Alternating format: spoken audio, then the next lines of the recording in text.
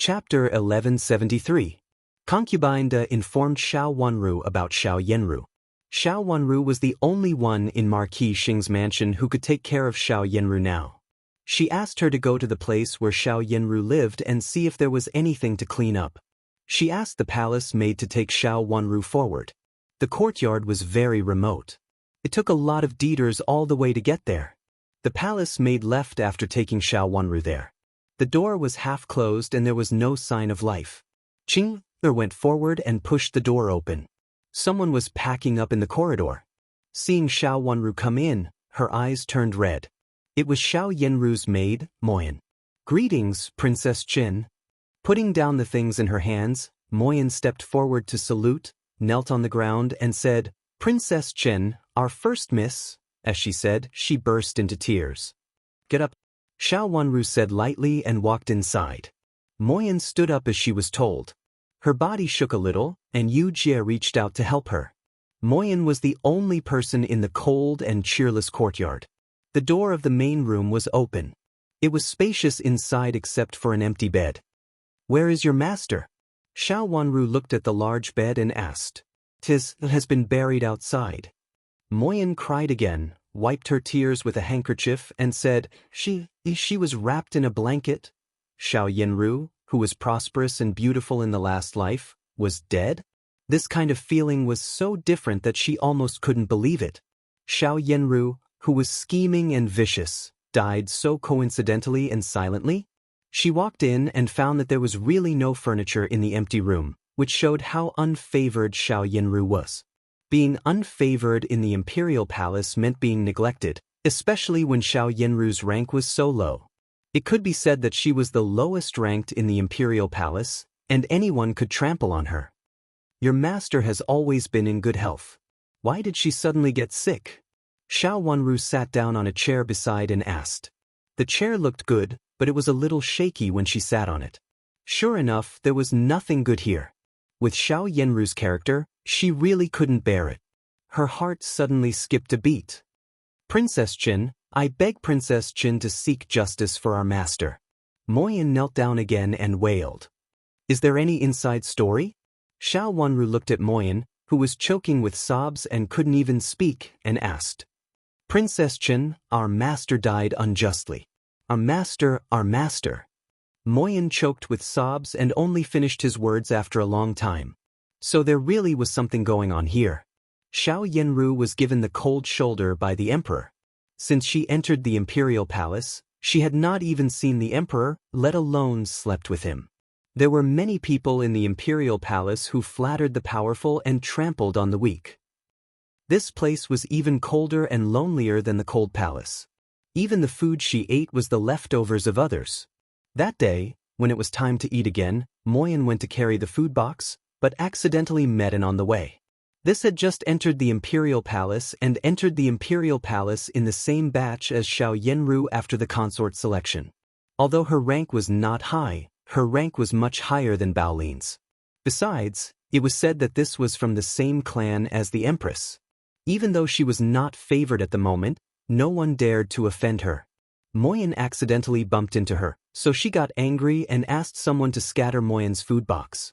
Seeing the food all over the ground, she laughed and said that even dogs didn't want to eat it. Then she punished Moyan to kneel under the hot sun. The weather gradually became hot, and Moyan knelt for an hour. Shen, on the other hand, was incapable of holding on and he fainted. After that, a palace attendant passed by and sent him back to the palace. Seeing that it was a woman who had been inferior to her who trampled on her, Xiao Yanru couldn't swallow it, so she went to this door to ask for justice. However, she was beaten out and injured. After that, the Imperial Institute of Medicine sent her medicine. Unexpectedly, after taking the medicine, she not only didn't recover, but also died in the end. After Moyan finished telling the story, she cried and fell to the ground. "Princess Qin, please seek justice for my first miss for the sake of the same clan. My first miss died unjustly. After her death, she was wrapped in a blanket and directly sent out of the Imperial Palace to be buried. Until now, I still don't know where my first miss is." Encountering such a thing, Moyan, as a maid, was naturally at a loss. When she saw Xiao Wanru, She seemed to see a relative. At this time, no one cared about the fact that she and Xiao Yanru had plotted against Xiao Wanru. She was dead. What else could they say? What was more, she had died in such a miserable way. It was obvious that she had been secretly poisoned by that. Did the Imperial Institute of Medicine come to see her? Xiao Wanru said with a trace of contemplation in her eyes. They didn't come at all. After young lady died, I reported it and someone came to take young lady away. There was no Imperial physician at all. I cried and begged them to send for an Imperial physician, saying that young lady died unjustly, but none of them believed me, and none of them paid attention to me. They directly took young lady away. Moyin cried. Not to mention her, even Xiao Yanru couldn't get along well in the Imperial Palace. Not everyone could send for an Imperial physician if they wanted to. Did she get the so-called acute illness in this way? Xiao Wanru narrowed her eyes slightly and looked at the empty big bed quietly. Did Xiao Yanru really get into an accident like this? Perhaps Xiao Yanru had given her a strong feeling in her previous life. Even though she saw the empty big bed, she still didn't believe it and always felt that she had overlooked something. What happened to that? I don't know. I'm alone in the Imperial Palace now, crying while thinking of the first miss, and packing up the things to leave with her, Moyin said. Where are you going to leave? Xiao Wanru asked.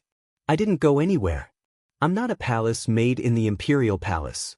At that time, I entered the Imperial Palace temporarily for the first Mississippi. Now that the first miss is gone, I naturally have to go back. Moyin said, I still have to go back to Marquis Xing's mansion. Even if the first miss is gone, I still have to serve the first young master and the first young mistress. Since you have entered the Imperial Palace, not everyone can get out of the Imperial Palace if they want to.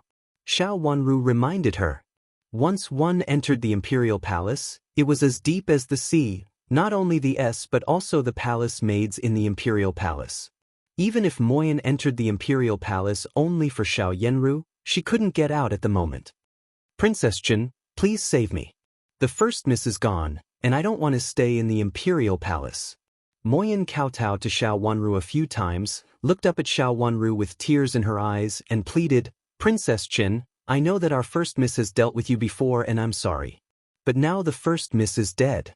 I hope you can help me get out of the Imperial Palace for the sake of our kindred. I just want to offer some incense to the first miss and serve her family in the future. She cried and wiped her tears hard. After a while, her eyes became red and swollen. Get up first and talk, Xiao Wanru said. Yujie came over and wanted to take Moyin's hand and pull her up, but Moyin struggled and said, Princess Chen, I will kneel here today. If you still can't vent your anger, you can beat me. I only hope that Princess Chen will be magnanimous and forgive our eldest Mrs. Mistake. Even if this servant dies today, I will be happy. She meant that Xiao Wanru still remembered Xiao Yanru's bad deeds, so she was unwilling to help Xiao Yanru's maid. Death was a big deal, and most people would forgive her. After all, when a person died, there was nothing left. There was no need to care about the ups and downs in the past. Now it was not her who was in trouble, so it was too late to care about it. Where is the other palace maid? Xiao Wanru didn't answer her. She glanced around the room and found that the palace maid named Han Dan was not there. Her long eyelashes fluttered and she asked lightly. The first miss is gone, and the other palace maids have all left. Han Dan seemed to serve the first miss wholeheartedly, but the maid who was not brought in by the first miss herself has also left. Moyin said gloomily, with a sad look on her face. Originally, there were only a few people here, and the Empress sent several maids who served Xiao Yanru at that time here. Those maids were all unhappy because they were sent here, so how could they serve Xiao Yanru wholeheartedly? It was just right for Xiao Yanru to have an accident. They found different ways to leave one by one. Didn't you go to Concubine Da and Concubine Ming to talk about it? Xiao Wanru changed the topic again, as if she didn't see the flickering in Moyin's eyes. She was a little flustered. When she changed the topic again, she calmed down again. I am just a palace maid, and I am the palace maid of the first Mississippi. I can't even enter the palace gate of the two concubines, let alone meet them. Moyin said aggrievedly, If I hadn't seen Princess Chin today, I wouldn't have dared to say such words just now. I just want to leave the palace and continue to serve the masters, Moyen said persistently. From this point of view, Moyen was a loyal servant. Even if she was not loyal to herself, she was loyal to Marquis Xing's mansion. As a master, she had always been kind to this kind of loyalty. It's not impossible to leave the palace, but... Xiao Wanru thought for a while and said, Princess Chin, no matter what way it is, I am willing to do it as long as I can go back to Marquis Xing's mansion. Hearing that there was a chance, Moyen was extremely excited and looked at Xiao Wanru expectantly, waiting for her to give an answer. She naturally had to leave the palace, but she couldn't leave with the first Mississippi Princess. Chen was the only one she could ask for. This was also the first Mrs. idea. I can ask the Imperial Palace for you, but you are also a palace maid. Now you can't leave the palace at will. You can come to my mansion first. After a period of time, when this matter subsides, I will return you to Marquis Xing's mansion. Xiao Wanru said, I just don't know if you are willing to go to Prince Chen's mansion. I am willing. Thank you, Princess Chen. Thank you, Princess Chen. Hearing that there was a chance to leave the palace, Moyen kowtowed heavily to Xiao Wanru a few more times. Her gratitude was obvious, and her eyes were full of tears. She had not been in the palace for a long time, but she had tasted the coldness of the world in the palace. When Xiao Yanru was here, they didn't have a good life, let alone now Xiao Yanru was gone in such a way. One of the reasons was that Moyen was afraid and wanted to leave, but nothing happened to the palace concubine. Who knew when she would think of her and think that she couldn't stay? What's that? Do you want to take it out with you? Xiao Wanru didn't care about Moyen's answer. Her eyes fell on a candlestick and she asked meaningfully. A glimmer of light flashed in her eyes just now. Chapter 1174. It was a simple candlestick, the only candlestick, which was as inconspicuous as the empty room. Take this candlestick with you. The first miss used to use this candlestick when she didn't have a lamp. It's not very big. I want to take it out and put it in front of the first Mrs. Coffin to commemorate these sad days. Moyen was a little uncomfortable at first. She looked at the candlestick and then at Xiao Wanru's face.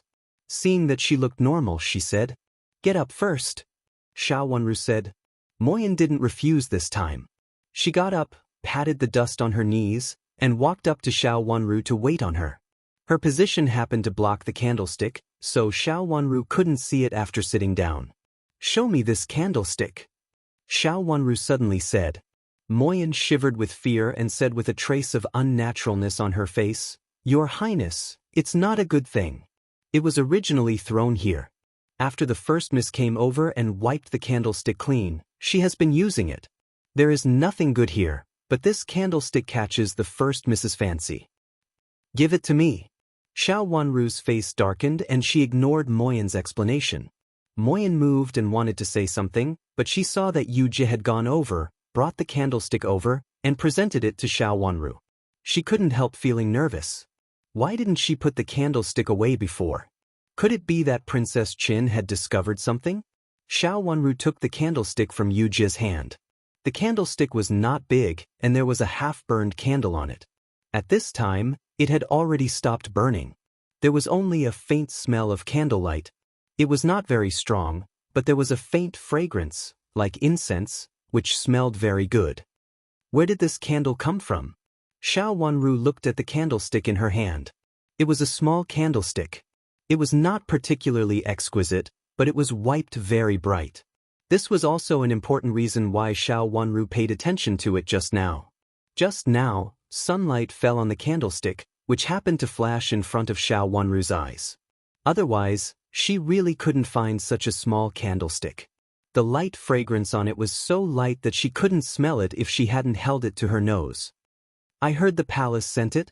I wanted to change it for a better one, but no matter how I changed, it's still this one, Moyen stuttered. He flipped the candlestick in his hand a few more times, but didn't find anything strange. Your master likes this candlestick? Yes, our young miss likes it very much. Moyen said hurriedly. Perhaps she felt that she had spoken too hastily and was afraid of causing Xiao Wenru to misunderstand, so she added, "When First Miss can't fall asleep at night, she will do some embroidery. Fortunately, there is this candlestick, otherwise First Miss will be sad. This thing is shiny, and First Miss wipes it herself. I want to wipe it, but First Miss won't let me. After all, your master is in, so I can't find anything better." Xiao Wenru casually put the candlestick in her clean hand and wiped her palm with a handkerchief. Although it was wiped clean, in fact, there were still some dirty places which were very greasy. She felt a little greasy after taking it for a while. Moyen breathed a sigh of relief cautiously and said, "Your Highness, First Miss has a hard life in the Imperial Palace. No one will help us at all, let alone come over to take a look at us. First Miss doesn't have other good things." Although there were some when she entered the Imperial Palace, they were all given to eunuchs and palace maids later. How can there be any good things left? Speaking of grievances, Moyen's eyes turned red again. Come on. The days in the Imperial Palace were not happy, but suffering. Even if she was just a maid, she couldn't get used to this kind of hard life, let alone First Miss, who had grown up with charm. Her master deserved better and wanted to set foot on a higher position. Thinking of this in her heart, the grievances in her eyes were slightly reduced. "Well, in that case, you can go with me. This candlestick is good. Take it with you," Xiao Wenru said as usual and stood up. "You Jie, go and make a note that I will take this palace maid with me." Since they were all palace maids in the Imperial Palace, they were all recorded. Not everyone could take them away at will, even Moyen, who had entered the Imperial Palace unconventionally. "Yes, I'll go now." Yu Jie handed the candlestick in her hand to Qing. Since her master took a fancy to the candlestick, it belonged to her. "Thank you, Your Highness, but this is First Miss's favorite thing." Moyen pointed at the candlestick in Qing's hand and stammered. She didn't dare to reach out and could only look at Xiao Wenru eagerly, hoping that Xiao Wenru could return the candlestick to her. First Miss was gone, but Princess Chun still wanted to rob First Miss's thing, and it was such a worthless thing? Princess Chun couldn't be so narrow-minded, could she? "Let's go." Xiao Wenru ignored her and said lightly.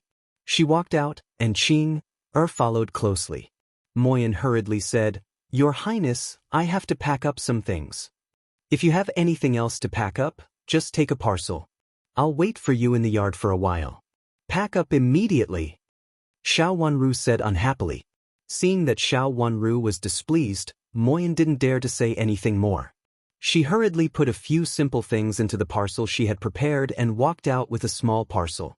Looking back at the courtyard door behind her, she felt bitter in her heart. Her master had to live here for so long, but now, let's go.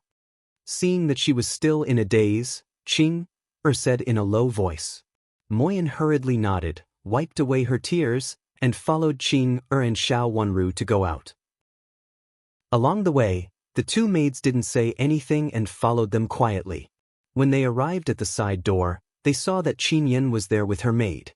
Seeing Xiao Wenru coming over, Qin Yan bowed to her with a gloomy face. When she entered the Imperial Palace before, she also entered with Chu Luchen and Xiao Wenru. As soon as they entered the Imperial Palace, Chu Luchen sent her to Concubine Lan's palace. Now she had come back first. "Miss Qin, why don't you go back first?" After she bowed, Xiao Wenru asked indifferently. Qin Qiui's expression was absolutely not good. She looked at Xiao Wenru and seemed to want to say something. But when she saw the two maids following behind her, she swallowed back her words and just said something ordinary. "I specially waited here for Princess Qin because I want to tell you something. Miss Qin, please come with me." Xiao Wenru nodded and did not refuse. She led them to her courtyard. After entering the courtyard, she asked Qing to arrange Moyen's residence and invited Qin Yan into the main room. After entering the door, Qin Yan sat down and looked a little tired. She looked at Xiao Wenru with a bit of scrutiny and uneasiness in her eyes. Xiao Wenru calmly put down the teacup in her hand, raised her clear eyes, and looked at Qin Yan's face. "Miss Qin, please go ahead." "You really won't drag my cousin down?" Qin Yan blurted out. "Miss Qin, what do you mean?" Xiao Wanru raised her eyebrows and said with a slight smile. Qin Yin swallowed hard. She inexplicably felt that this Chen Wang Fei, who was younger than her, had an imposing aura. She couldn't help but choke. There were some words that she couldn't say. After thinking for a while, she said bluntly, I went to see Aunt just now. Aunt wants me to listen to you, but do you have such great ability? Although Qin Yin felt that Xiao Wanru, as Princess Qin, was very imposing, she still didn't believe that Xiao Wanru could be a good Princess Qin. She was the hope of the whole family and had been taught to do this since she was a child. Although she was still a weak girl in the boudoir, her vision was much higher than that of ordinary girls, and her vision was not limited to the backyard. She was the most suitable person for her cousin. Thinking of what Concubine Lan said just now, she was very unconvinced. Miss Qin, what ability do you have? Seeing that she was a little childish, Xiao Wanru couldn't help laughing and asked directly without beating around the bush. There were all their trusted subordinates in the room, so there was no need to hide these things. I can help cousin guard the backyard. No matter how many women cousin brings in, I can control them firmly. Not only can I keep these women quiet, but I can also force their families to work for cousin. As for the secret guards in my hands, they can also help cousin to arrange secretly so that cousin won't have to worry about it. Qin Yin raised her head and said with a little pride, I also know martial arts. Does Princess Qin know martial arts? Qin Yin actually knew martial arts? Xiao Wanru looked at her in astonishment. If she didn't say it, she really couldn't tell. I really know martial arts. I've been practicing since I was a child. Thinking that Xiao Wanru didn't believe it, Qin Yin added. Compared with ordinary delicate girls, she was the most powerful guard. If she became Princess Qin, she would definitely be able to protect her cousin. No one would expect that she, as Princess Qin, knew martial arts. If someone tried to assassinate her cousin, she could rush out to protect her cousin at the first time, and then control the enemy by accident to seize the opportunity. Those who know martial arts are all guards. Xiao Wanru suddenly felt that Qin Yin was a little cute, and the smile on her face involuntarily became wider. I have an advantage over other guards. I can be more unexpected and they will definitely not expect it. Qin Yin was still unconvinced. She looked Xiao Wanru up and down and said, I don't understand why my cousin likes you. You're so weak. Even if other women slightly point at you, you will be in trouble, let alone assassins. This time something happened in the princess mansion. If it were me, I would go forward and directly beat them to the ground. Qin Yin clenched her small fists and shook them hard in the air. Her behavior really amused Xiao Wanru. She gently wiped the corner of her mouth with a handkerchief and said, Are you beating all the women by doing this? And then forcing them to not be disloyal? Of course, it can't be all like this. I still need strategy at the right time. I'm not a reckless person. Qin Yin felt very upset. It was obvious that she could do better, but she had to give this position to the little and weak Princess Qin in front of her. She was really unconvinced. But no matter how unconvinced she was, what could she do? Her aunt had spoken, and her cousin's meaning was also very obvious. Her aunt had been very hesitant before. Now her cousin's meaning was so obvious. She had nothing else to say. She reached out to take out something from her bosom and reluctantly pushed it to Xiao Wanru. She also said in a low voice, Her Highness said that it is for you.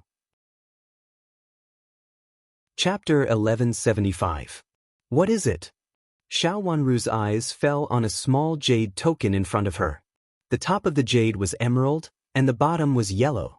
It should have looked like a fruit, but it was made flat, like a fruit pressed into pieces.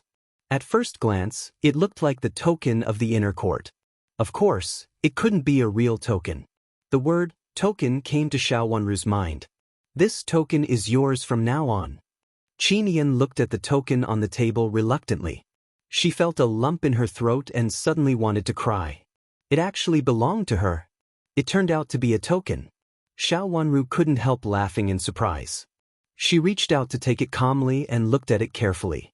Did you really take it? Qin Yin said with slight annoyance.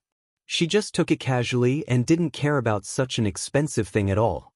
She didn't say thank you or let her take it. Can I take it? Xiao Wanru squinted at her and said, Since it's for the prince, I can take it. Xiao Wanru took it for granted, which made Qin Yan amused. She inexplicably felt that the Princess Qin in front of her was really different from what she had imagined. She was much better than the hypocritical weak beauty who put on a dignified air. At least she was lively and courageous. She could take her cousin's token as she pleased. This is for my cousin, but he may not give it to you. Although Qin Yan was not so angry in her heart, she still looked angry and said sarcastically to Xiao Wanru, "Since it belongs to your cousin, he will definitely give it to me." Seeing Qin Yan's reluctant look, Xiao Wanru smiled. She had always thought that Qin Yan had taken a liking to Chu Luchen, so she was quite hostile to Qin Yan, especially when Qin Yan said that she would be more suitable to be Prince Chen's wife. But now she could see that Miss Qin seemed to have taken a liking to this token, and Chu Luchen was more like an incidental goal. She immediately felt much better, and inexplicably found Qin Yan pleasing to the eye. Sometimes, it was hard to explain the fate between people. When two people just met, they both disliked each other, but now, they felt that it was not difficult to get along. Seeing that Xiao Wanru was so confident, Qin Yan felt a little upset. This belongs to the late Empress. The late Empress sent it to my family later. This time I came to the capital city, my father gave it to me. Now I give it to you. From now on, I won't care about anything in your mansion, Qin Yan said angrily. His father repeatedly told him to protect and support Prince Chen. He said that although Prince Chen was in poor health, he was the most orthodox descendant of the royal family and also the blood of the Qin family. He must help Prince Chen ascend to the throne. She wanted to take care of this matter loyally, but Prince Chen did not allow her to. The more Qin Yan thought about it, the angrier she became. She had been practicing martial arts diligently for so many years and had always wanted to protect the sick and weak Prince Chen, but he did not appreciate it. "I'm going back." Qin Yan suddenly stood up. The more she thought about it, the angrier she became. The more she thought about it, the more wronged she felt. Concubine Lan had supported her before and said that she was a good person, but after hearing Prince Chen's words, she changed her mind. She had worked hard for so many years in vain. "Cousin Sister Qin, wait a minute." Seeing that she was really going to leave in anger, Xiao Wanru put down the token in her hand and called her. "What did you call me?" Qin Yan turned her head back in disbelief. Ever since Princess Qin saw her, she had not been close to her and kept calling her Miss Qin. "Cousin, aren't you Prince Chen's cousin?" "Of course, you are my cousin." "Cousin, sit down first. I have something to tell you." Xiao Wanru's long eyelashes fluttered twice and there was a gentle smile on her face. Qin Yan didn't want to talk to her. Xiao Wanru was obviously younger than her, but she still had the nerve to call her cousin. However, she sat down again, tilted her head to one side, and snorted coldly like a defeated rooster. Xiao Wanru burst into laughter and said, "Cousin, since you have come to the capital city, it's not convenient for you to live outside alone. Don't move out in the future. It's better for you to live in the mansion. When you want to visit Concubine Lan, you can do it. It may not be convenient for me to visit Concubine Lan." Speaking of this, the smile on Xiao Wanru's face slowly faded. She sighed softly and frowned slightly. "Why can't you visit Concubine Lan? Do you know how much Concubine Lan wants to see you? But you are not the only one who doesn't visit Concubine Lan when you enter the Imperial Palace. My cousin also does it." Qin Yan said indignantly. Concubine Lan was so pitiful and wholeheartedly cared about Prince Chen. How could Prince Chen ignore her like this? As long as Prince Chen said so, Concubine Lan would agree no matter what. "You know your cousin. He doesn't want me to visit Concubine Lan, and it's not convenient for me to visit Concubine Lan often. But you are different. You are Concubine Lan's niece, so it's normal for you to visit Concubine Lan. Now that you live in Prince Chen's mansion, it's convenient for Concubine Lan to send you here if anything happens." Xiao Wanru said softly and seriously. She liked Concubine Lan very much, but she had to take Chu Liuchen's opinion into consideration. There were some things she didn't want to think about. The more she thought about it, the more she felt sorry for Chu Liuchen, and she didn't want Chu Liuchen to be sad. But on the other hand, she felt that Concubine Lan was also a pitiful person, and she also hoped that Concubine Lan could be happy. She didn't know how to deal with concubine Lan before, but now it was best to have Qin Yin. Qin Yin's performance just now had made her acknowledge her as her cousin. Why doesn't Prince Qin visit concubine Lan?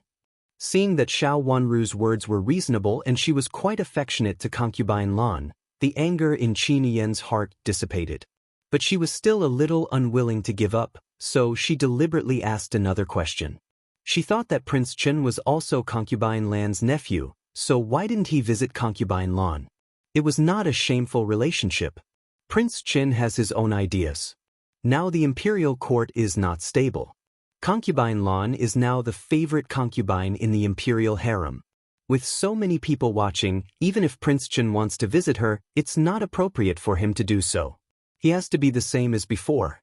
We can't let others think that Prince Qin has an idea about concubine Lan after she regains her favor. It's not good for Prince Qin and concubine Lan, Xiao Wanru said vaguely, but what she said was true. Qin Yin thought for a while, agreed with Xiao Wanru, nodded and said, "Okay, I see. I will go to the Imperial Palace to visit concubine Lan from time to time. If you go to the Imperial Palace, take me with you. Concubine Lan is too lonely."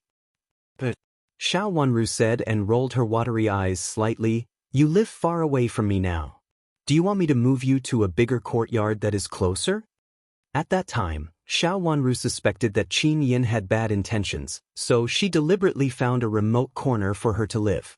Now that they had let bygones be bygones, of course, she had to ask for her opinion. "No, just stay like this. Don't get too close.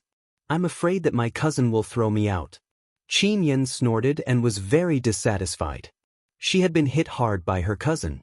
Now she felt a little scared when she thought of it, so she didn't want to get too close to him. Looking at Xiao Wanru, she felt that this cousin-in-law was more considerate.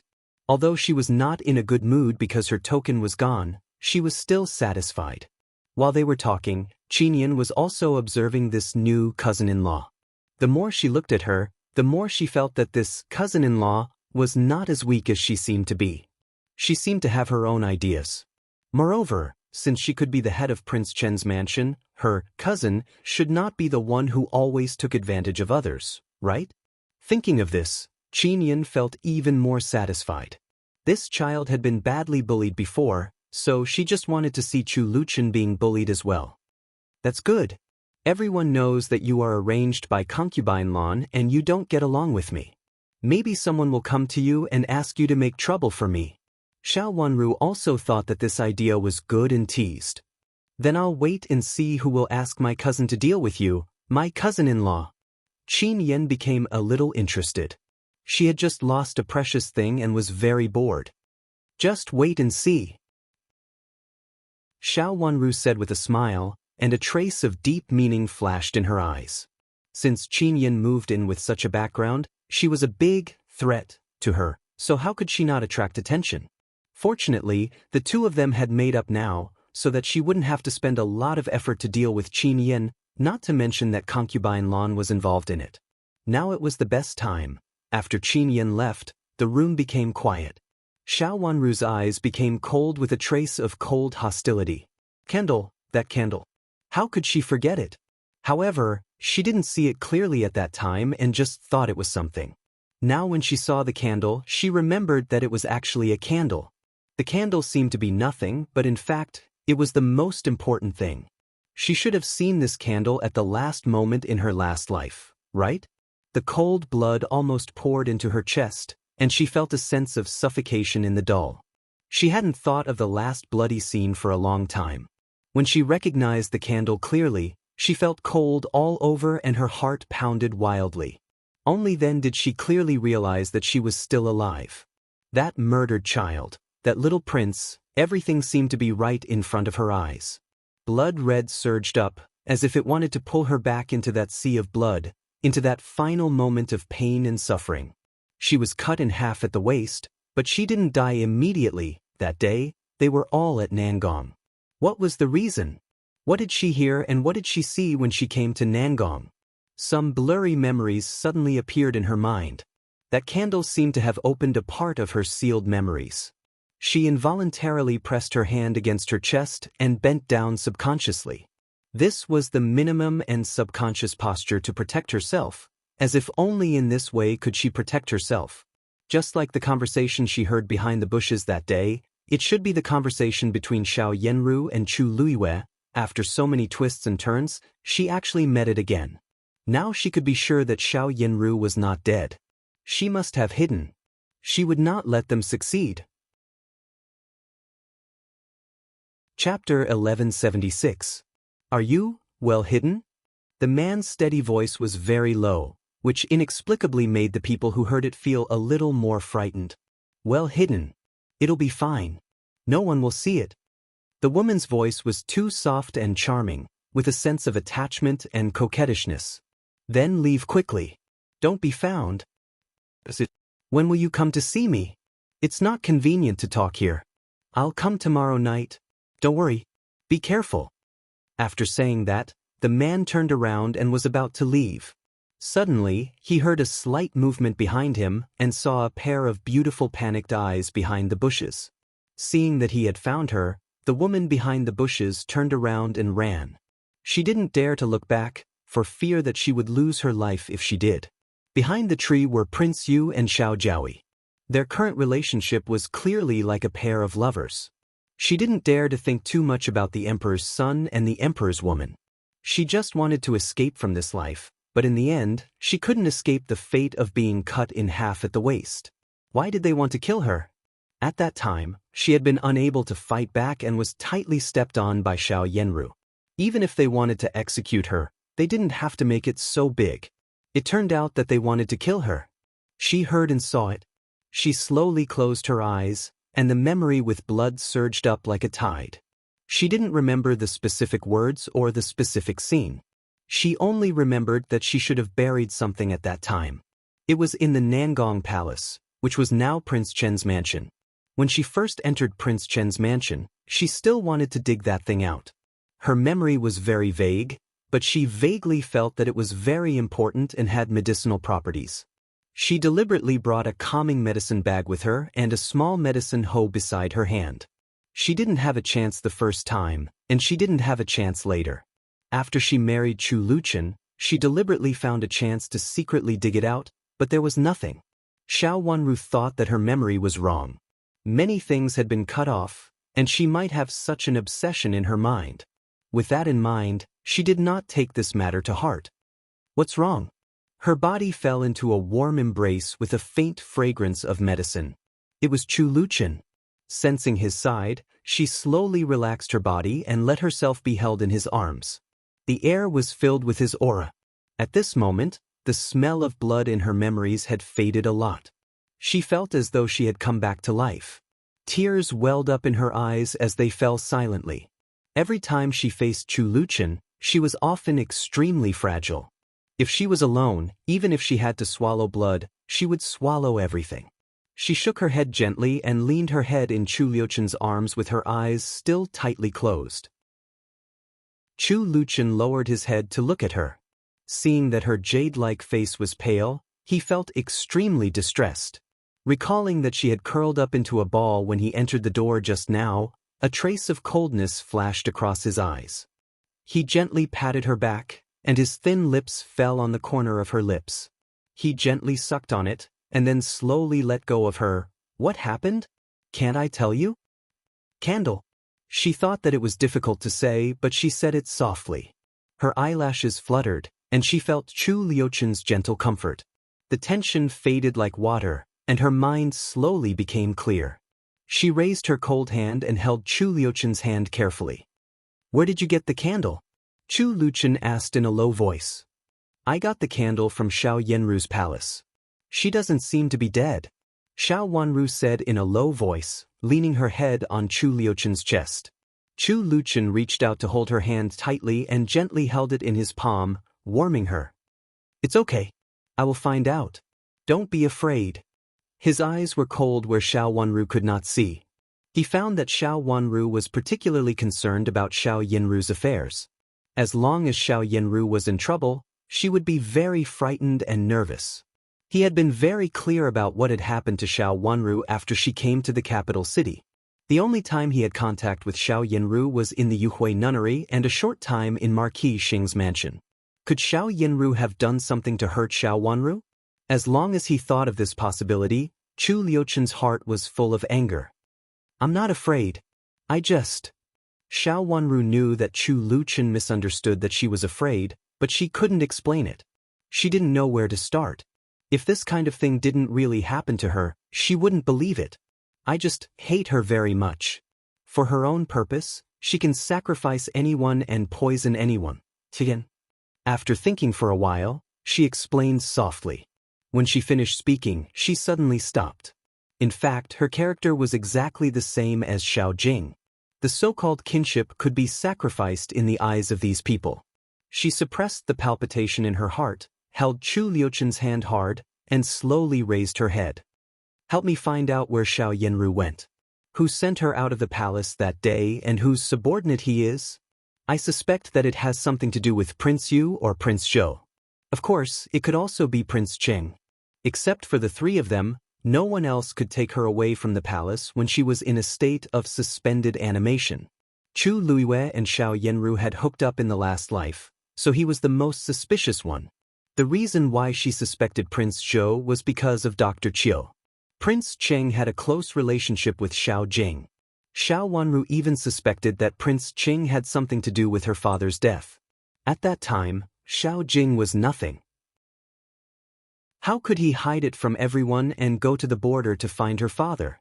You take care of other things. I will avenge my father and mother by myself. She gritted her teeth hard and left a deep mark on her cherry lips. It was not that she didn't want to avenge some things, but it was not the right time. Okay, I know. Chu Liuchen patted her back gently and said gently. This time, Xiao Wanru didn't say anything. She leaned in his arms for a long time without saying anything. Chu Liuchen didn't say anything but just held her tightly. It was very quiet in the room. There was no sound, only their breathing intertwined, as if they would be intertwined forever. After a long while, Xiao Wanru calmed down completely. She gently pushed Chu Liuchen away, handed the token to him, and said with a smile in her eyes, Cousin Qin brought it here just now. She said that it was Concubine Lan's order. Give it to me. Chu Liuchen snorted coldly. His face darkened at the mention of Concubine Lan, but he didn't push the token away. Since she gave it to you, just take it. It was originally yours. Xiao Wanru gently pushed him and said, Cousin Qin is not bad. Although she is older than me, she looks very childish and knows martial arts. She said that this token was originally given to her, but she was unwilling to give it up. She said that her mission since childhood was to protect you, but now it was taken away by me. Thinking of Qin Yan's aggrieved expression just now, Xiao Wanru smiled. She looked as if her toy had been taken away by someone. Qin Yan looked as if her toy had been snatched away. Seeing the smile on her fair face with a touch of blush, which made her look even more charming and lovely, Chu Liuchen finally showed a smile on his face. He was not so resistant to Qin Yan anymore. In fact, he had many fantasies about this uncle's family when he was young, but it was too far away and they were not in the capital city for a long time. Since that's the case, let her stay in the mansion. Chu Liuchen said. Since she knew Kung Fu, he had to test her. If she had no ulterior motives, he would let her get closer to Zhuozhua. Although Qing knew Kung Fu, she was a maid after all. Sometimes she couldn't follow Zhuozhua closely. If Qin Yan knew Kung Fu, she would be a good help. As for the secret guards in her hands, Chu Liuchen didn't take a fancy to them, but it was excellent to put them by Xiao Wanru's side. In addition, Qin Yan, the original leader, could protect Xiao Wanru with such a group of bodyguards. She could also work at ease without worrying that someone would use Zhuozhua to harm her. You don't have to ignore her in the future. In fact, she looks weak but is actually a straightforward girl. She is different from ordinary misses from aristocratic families. Xiao Wanru said as she chose her words. Okay, it's up to you. But before I find out who she is, don't get too close to her, Chu Liuchen answered softly and told her in a low voice. Okay, I'll ask her to accompany Concubine Lan when she has time in the future. She doesn't have to care about us. Xiao Wanru said while watching Chu Liuchen's expression. Seeing that his face darkened again and his thin lips pursed slightly, but he didn't say anything, she breathed a sigh of relief. She made those words alone, and she was afraid that Chu Luchen would object. "It's up to you." Chu Luchen's dark eyes darkened, but he still agreed. He pulled Xiao Wenru to sit down and took the token into his hand. "I'll find out who she is for you, and then send her to Xiao Xuanzi for training. Then I'll give you the token and the guards." If he didn't find out, how could he dare to use it? How could he dare to put his only weakness in the hands of others? Even those secret guards couldn't do it. He had to see, train and check it in person. Xiao Wenru nodded submissively, and her heart softened. It was an indescribable feeling. She trusted him wholeheartedly and felt that he would protect her at any time. She felt that he would protect her at all times and would never let her be sad and afraid alone. It was also for this reason that she felt more and more confident. This confidence was given by him. She didn't know when she could no longer live without him in her world. Her long eyelashes fluttered. She gently stood on tiptoe and kissed his handsome face. Then she pushed him away with a flushed face. She could hardly believe that she was the one who had been so bold just now. Chu Luchen was stunned at first, and then he burst into laughter. He grabbed her again, who was about to escape, and held her in his arms. He squeezed her body so hard that he almost crushed her body. The feeling of wanting to embed her deeply in his arms and rub her into his bones and blood was clearly imprinted in their hearts. Chu Luchen lowered his head slightly and sighed softly with a hot breath. "When can you be of marriageable age? I've waited for too long." Xiao Wenru didn't understand his words at first.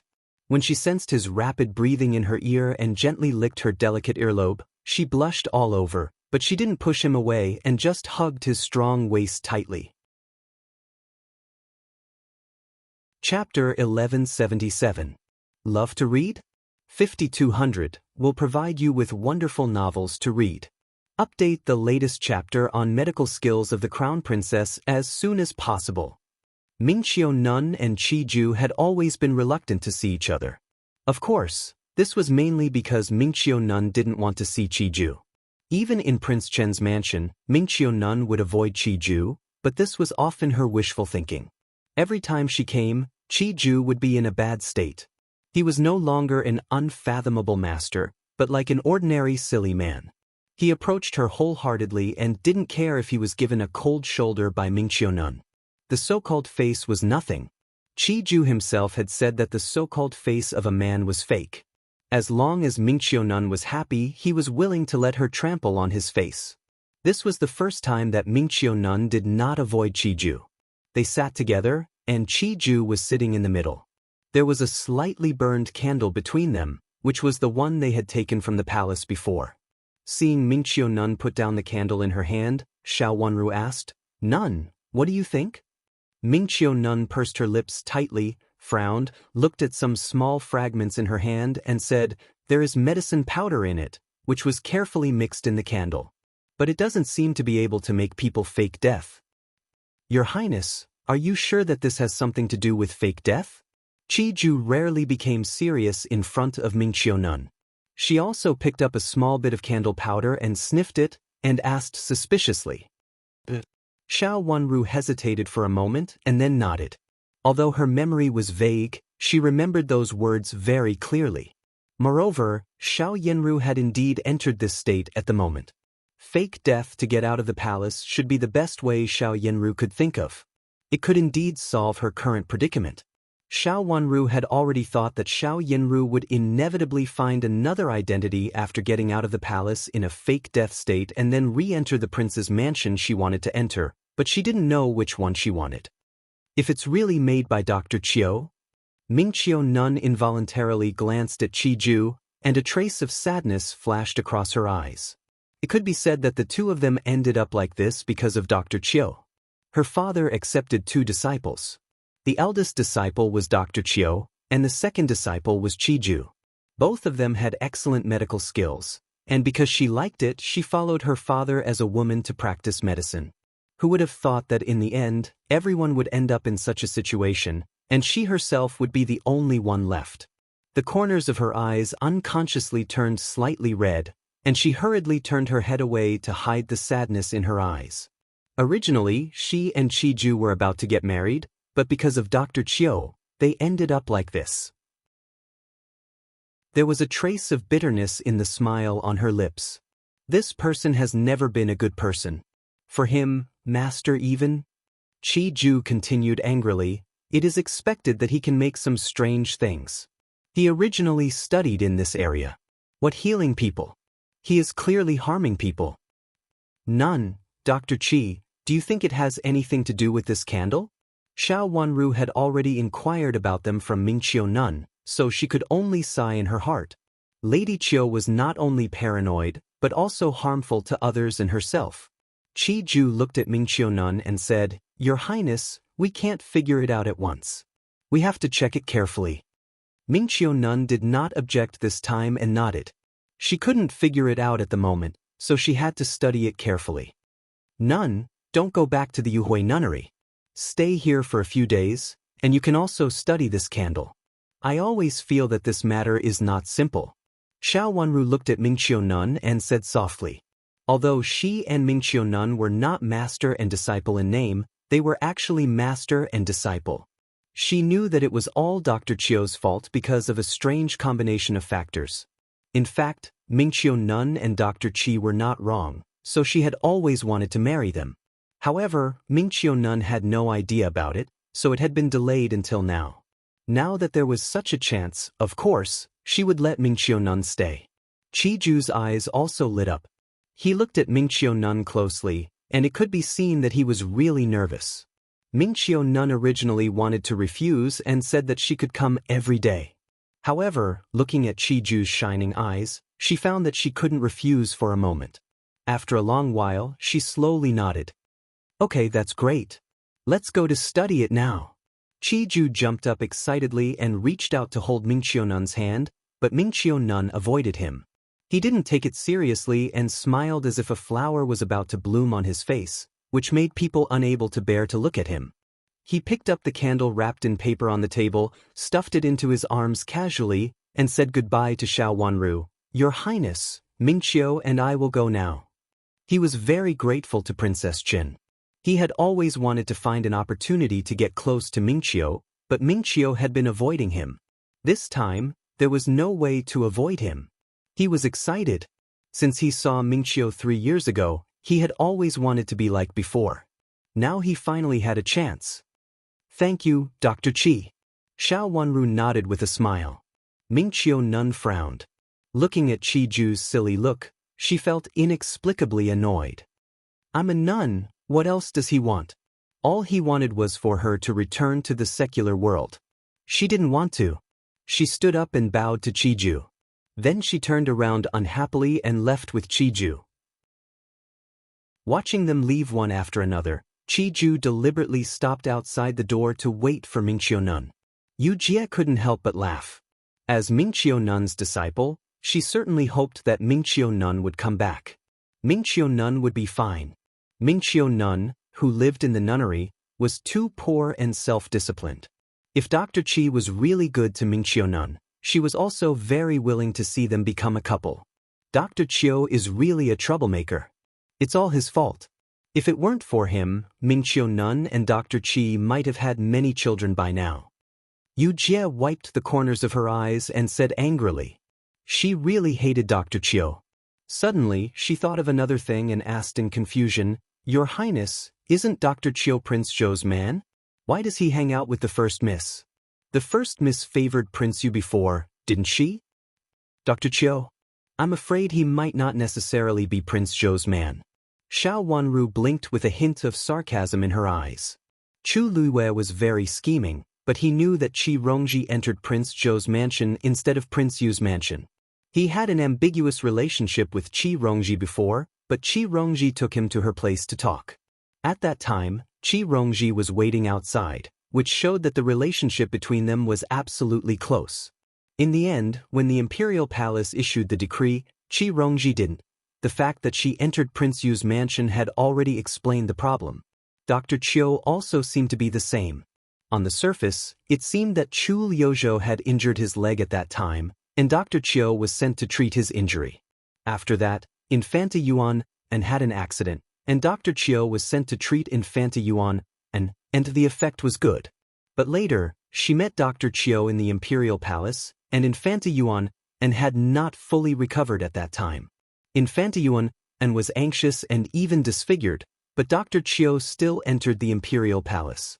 Originally, she thought that Chu Liuzhou wanted to please the Empress or was worried about the Empress, so he sent Dr. Chiu into the Imperial Palace regardless of Infanta Yuan's injury. Now she thought that Xiao Yanru might have done it. At that time, Xiao Yanru was in the Imperial Palace. After Dr. Chiu entered the Imperial Palace, it was more convenient for Xiao Yanru to contact him and get whatever medicine she wanted. If she wanted to fake her death, it would be less likely for her to get into trouble without Dr. Chiu's guidance. "First miss, are you still seducing Prince Yu and Prince Zhou?" Yu Jie widened her eyes and said in surprise.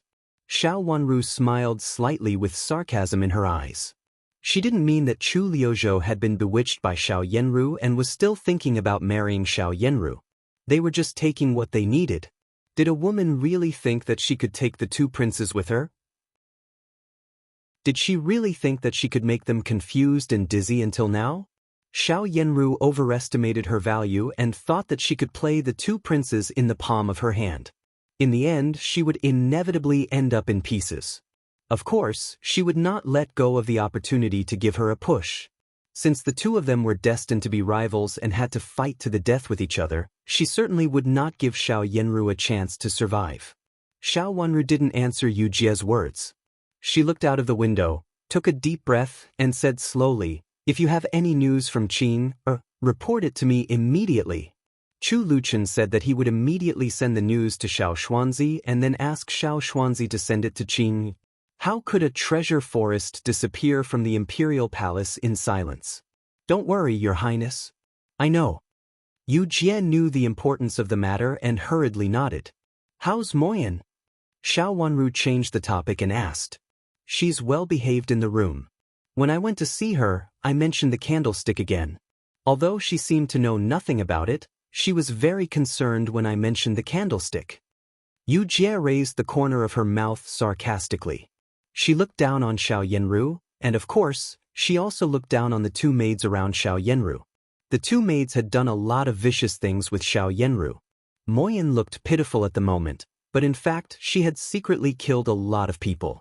"Keep an eye on her carefully."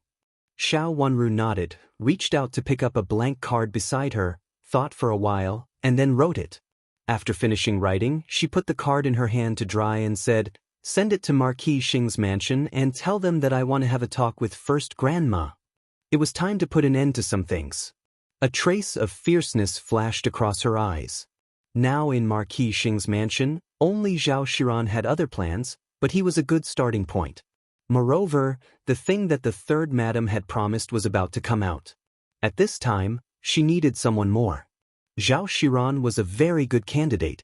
He was smart but had other plans, which at least did not conflict with her plan for the time being.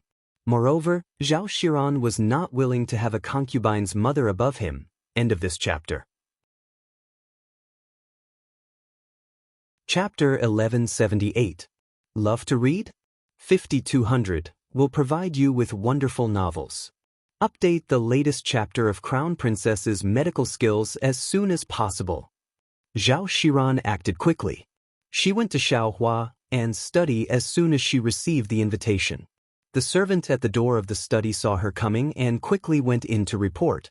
When she came back, he was already waiting outside. He smiled and bowed to her. "Greetings, First Grandma." "What is the first young master doing inside?" Zhao Shiran asked. The first young master read for a while and was tired just now. "He is taking a rest." The servant smiled and opened the door of the study. Zhao Shiran nodded and entered the study. Xiaohua was leaning against the wall. Seeing her come in, he smiled and waved to her. Zhao Shiran walked over and sat down by the couch. Xiaohua held her hand and asked softly, "What's wrong? What's the matter?" "Princess Chen asked me to come to the mansion." Zhao Shiran said, "She specially sent me an invitation to appreciate flowers."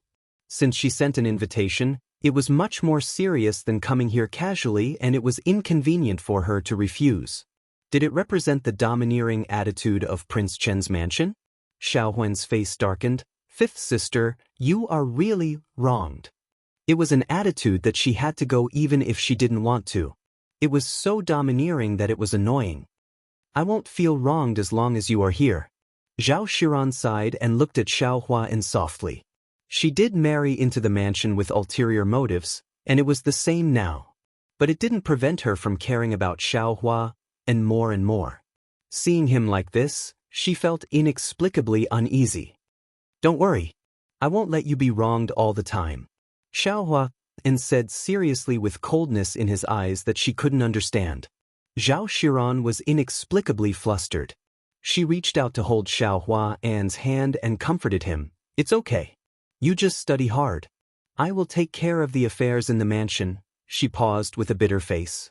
She could bear the responsibility for other things, but she really couldn't bear the responsibility for Xiao Jing.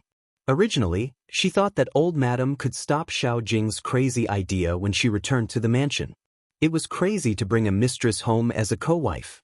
How were they going to face others in the future? She didn't expect that Madame Dowager would agree and specially asked her to scold her. Every time she thought of this, Zhao Shiran felt depressed and even felt that Xiao Huan and Madame Dowager were hiding something from her. It seemed that they could hide it from her alone. She was the only one who felt that it was inappropriate. She had complained to Xiao Huan in private, but Xiao Huan said that she was too narrow-minded. Since she had a younger sister, she couldn't let that girl be a mistress. It was normal to give her a title. After all, she was not his child, so it was not a big deal. Although that was the case, it was too much for this mistress to want to enter the residence and become a secondary wife. Although the decline of Marquis Xing's mansion was obvious, it was still a noble family after all, and it still cared about its reputation on the surface. Although it was a scandal to have a mistress outside, it was not unheard of. At most, if she was discovered, she would enter the mansion and become a concubine. From then on, she would become a concubine. He had no intention of marrying her officially. Well, let's forget about it. As his children, we can't ignore our father's idea. Seeing her look, Xiao Huan knew it was this again. He felt inexplicably unhappy. These days, when he was free, Zhao Shiran would talk to him about it, and he was also annoyed. The thing about Anyang was just a transition, and it was not a big deal. The key was to let the illegitimate daughter become the legitimate daughter, so that she could raise her status. A little daughter of a concubine, who was also a mistress outside, could not support her in the future. Power and position. And this thing. Zhao Shiran still wanted to persuade him, but seeing Xiao Huan's face also darkened, she could only give up, stood up and said, I will go to Prince Chen's mansion later. Seeing that she stopped talking about it, Xiao Huan calmed down and his face became gentle again. Be careful. If you don't like it, don't take it to heart. I will apologize to you on behalf of fifth sister. I will ask fifth sister about my younger sister later. He was sure that Xiao Wenru would not say anything nice, and the focus was still on Xiao Yenru. So today he was going to be wronged and inquire about the news. Zhao Shiran was very disappointed. She lowered her head and nodded to hide the disappointment at the bottom of her eyes. She was really disappointed. She came out of the study, stood outside the study, and looked back with inexplicable bitterness at the bottom of her eyes.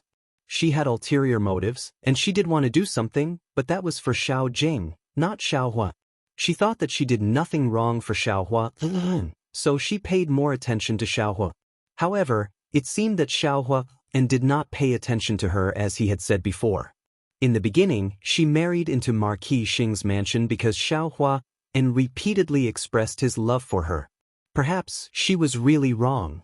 Squeezing the handkerchief hard to hide all the sadness at the bottom of her eyes, Zhao Shiran sighed and walked out with her servant girl. When Zhao Shiran arrived at Prince Chen's mansion, Xiao Wenru was admiring flowers in the garden on the top of a pavilion. Looking out from the second floor, the lake reflected the red flowers, and there were slender bamboos and curved waterside pavilions, which made her feel refreshed and happy. The small lotus on the lake showed its sharp edges, which made the lake more beautiful. Seeing Zhao Xiran coming over, Xiao Wanru waved to her with the round fan in her hand and asked her to sit down by the fence. The fence was very wide, and there were fruits and snacks on the table. The tea, which had just been poured, was fragrant and pleasant.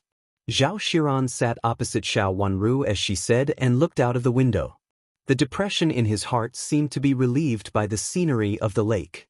It was indeed a good place to enjoy flowers. Taking a deep breath, Zhao Xiran looked at Xiao Wanru with a smile and asked, "Princess, are you all right?" The question came out of nowhere, but the meaning was very clear.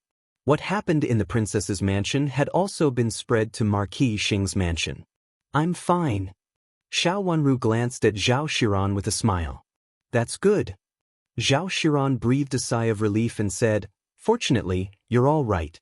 Be careful when you go out in the future." Speaking of this, she looked a little embarrassed. When Xiao Wanru went to Marquis Xing's mansion last time, something happened. Although it had nothing to do with old Madam, she was the first grandma of Marquis Xing's mansion now. Fortunately, Xiao Wanru did not mention it. She smiled and skipped the topic. After old Madam came back, has second uncle's matter been solved? Father. Zhao Xiran lowered her head and sighed.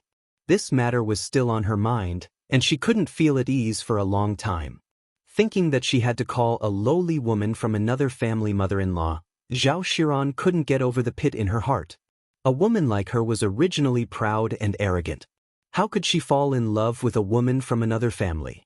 Old Madam agreed to it. She said that the woman was also from a good family and seemed to be a miss from an aristocratic family. Zhao Xiran said with a stuffy chest. She did not believe it in any case. If she was really a good woman, why did she follow her father-in-law for so many years and become a mistress? She was really a daughter from an aristocratic family. Which family had such a daughter? They would be infuriated to death or get rid of her early, so as not to implicate other unmarried girls in the family. The woman had entered the mansion, and she had taken a look at her from a distance. At first glance, she could tell that she was not from a good family. Although she did not act coquettishly, the situation when she got along with her father-in-law was really unsightly. If she became her father-in-law's co-wife, she would have to entertain in the future. Now that Madame of Jiang was locked up, she could not entertain at all. Thinking that she would have to entertain with such a woman and call her mother in the future, Zhao Xiran felt as uncomfortable as swallowing a fly and just wanted to vomit. Even though she repeatedly hinted in her heart that this woman was nothing and not her mother-in-law and she did not need to take her seriously, she still could not get over it. Which aristocratic family's miss is she from? Xiao Wanru's clear eyes showed a trace of surprise. I heard that it happened more than 10 years ago. It is said that an imperial censor was exiled because he angered the late emperor. This woman is the miss of his family. She met her father-in-law when they were leaving the capital city. At that time, the woman was going to leave the capital city with them. Unexpectedly, she met evil people and separated the carriage. Then she met my father. Zhao Xiran said. She really didn't believe it. After that, she asked her father, Minister Zhao, to inquire about it.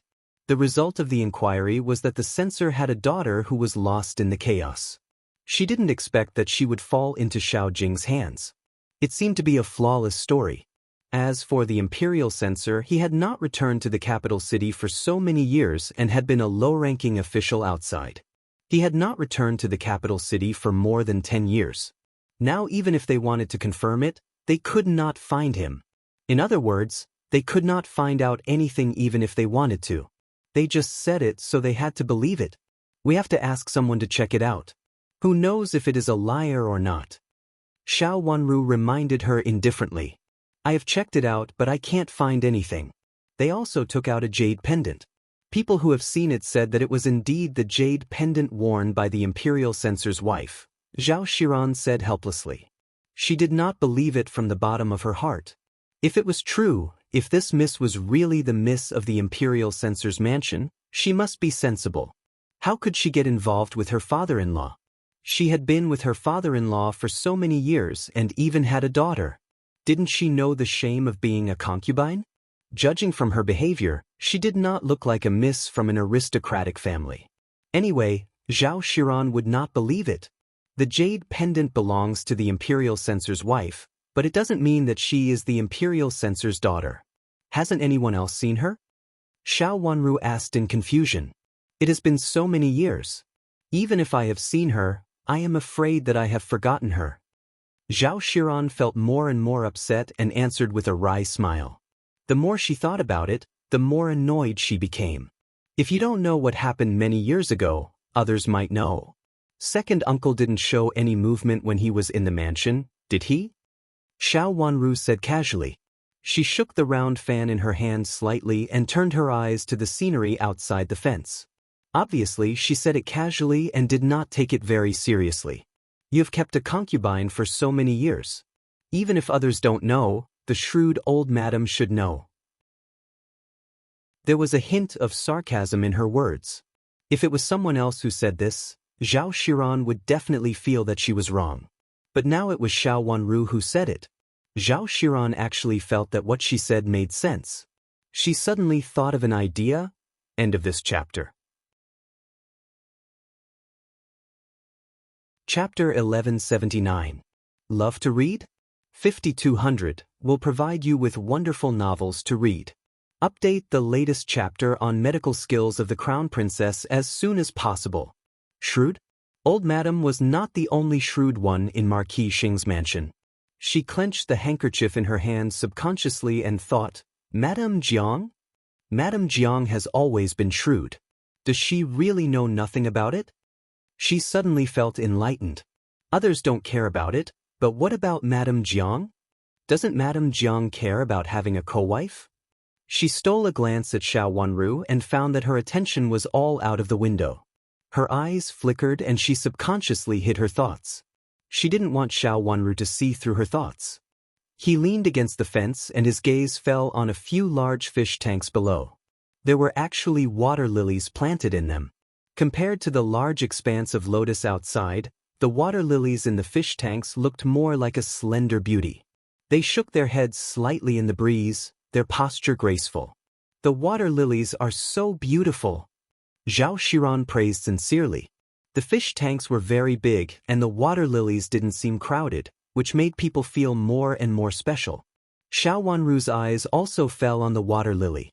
Thinking of some old things, she smiled sweetly and said, I thought of it a few years ago. It was originally in my mansion, but I didn't expect that it would come true here. Looking at Xiao Wanru, who had a gentle smile on her face, Zhao Xiran had to admit that Princess Qin in front of him looked extremely happy. If she had not been protected by someone, how could she smile so innocently? She felt inexplicably depressed. She was also getting married, but she had to worry about it, and it didn't end well. She had two mothers-in-law above her, and now there was an unknown one. Compared with the Princess Qin in front of her, her life was simply abyss. She had thought that she knew everything in Xiao Hua An's love for her, but it turned out that everything was what she had imagined. Your vats of water lilies are really good. If I had known that they could be so good, I would have also raised a few vats. She forced a smile and suppressed a trace of worry in her heart. It's actually very simple. If you want them, I can give you a few vats. Xiao Wanru said with a chuckle. How can I accept it? Zhao Xiran declined. It doesn't matter. In fact, it's not only in this place. It's also planted in other places, but the opening of the vats isn't this big. As long as sister-in-law doesn't mind. Xiao Wanru turned around with a smile and told Yujie to prepare to send 2 vats of water lilies to Marquis Xing's mansion. For the idea of planting water lilies, Chu Luchen sent a large vat to her soon after she entered the capital city. But later, too many things happened too fast. When she left Qin's mansion, she did not plant a vat. After that, when she went to Marquis Xing's mansion, she went directly to Yuhui Nunnery. Chu Luchen specially asked someone to plant water lilies and sent them to her. He also planted a lot in his mansion. Now that they were placed in different places, Xiao Wanru would think of this warm past at a glance. Thank you, Princess. Zhao Xiran no longer refused and thanked her with a smile. After talking for a while, they suddenly saw a servant girl come over in a hurry and say a few words to Xiao Wanru. The smile on Xiao Wanru's face froze. Then she stood up and said to Zhao Shiran, "Eldest sister-in-law, please sit down for a while. I'll be right back." "Help yourself, Prince." Zhao Shiran stood up and said with a smile. Xiao Wanru left with her servants, leaving only Zhao Shiran's servant girl in the pavilion. After sitting down again, she looked out of the fence. Xiao Wanru left in such a hurry. Did something happen? It seemed that something big had happened. She wondered if it had anything to do with her. Since marrying into Marquis Xing's mansion in the mansion, Zhao Shiran was always anxious, which also made her clearly realize that she was just a girl living in a boudoir. Even if her father taught her more than just the backyard, she had no chance to help her now and could only be an ordinary girl from an aristocratic family.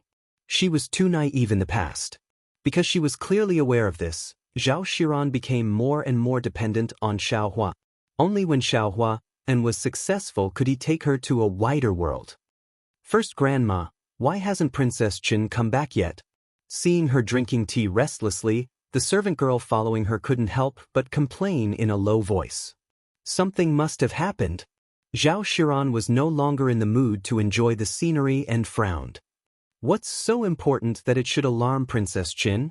I heard that there are no other concubines in Prince Chen's mansion." The servant girl lowered her voice and said, "There were no other women in Prince Chen's mansion, not even concubines. It was said that Prince Chen had never been close to women since he was a child. He refused any of the concubines from the Imperial palace, whether they were from the Empress Dowager or the Empress. So who provoked Xiao Wanru or alarmed Xiao Wanru? Was it the matter in the front yard?" When she was thinking about it, she suddenly felt the bead curtain at the door shaking. The servant girl also saw it. She walked a few steps toward the door quietly. When she came to the curtain, she suddenly pulled it open. When she saw Moyen standing on the side, she couldn't help but be stunned for a moment. "What's the matter?" Moyen asked. "Is First Grandma inside?" Moyen was also stunned for a moment and then said with joy. The servant girl knew Moyen. She nodded and looked back at Zhao Shiran. "Is it Moyen? Let her in." Zhao Shiran, who was inside, also heard the conversation at the door and said. She originally wanted to ask about Xiao Yenru, but she didn't expect that Xiao Wanru suddenly left. After Xiao Yenru's death, Marquis Xing's mansion only got the news, and then there was nothing else. The people in the mansion didn't even ask about it again and accepted the news of Xiao Yenru's death calmly. Although Zhao Shiran didn't like Xiao Yenru very much, she was disappointed by the coldness in the mansion. Xiao Yenru was old Madam's favorite granddaughter in the past. Now hearing the news, old Madam didn't even cry a few times, but just said that she was in a bad mood and drove her out. As for Xiao Hua, he didn't say anything. He just sighed deeply and said that it was the best. When he asked again, his face darkened. The whole mansion was extremely quiet, as if Xiao Yenru was not the first Miss Xiao whom they had cherished at that time, but just an inconspicuous servant girl in the mansion. Zhao Shiran was very confused. Now that Moyen was here, it happened to solve her doubts. Moyen followed the servant girl into the door. When she saw Zhao Shiran, she knelt down with a plop and said, "First Grandma, please take me back to the mansion." Zhao Shiran looked Moyen up and down and asked, "Why are you here? Shouldn't you be in the palace?"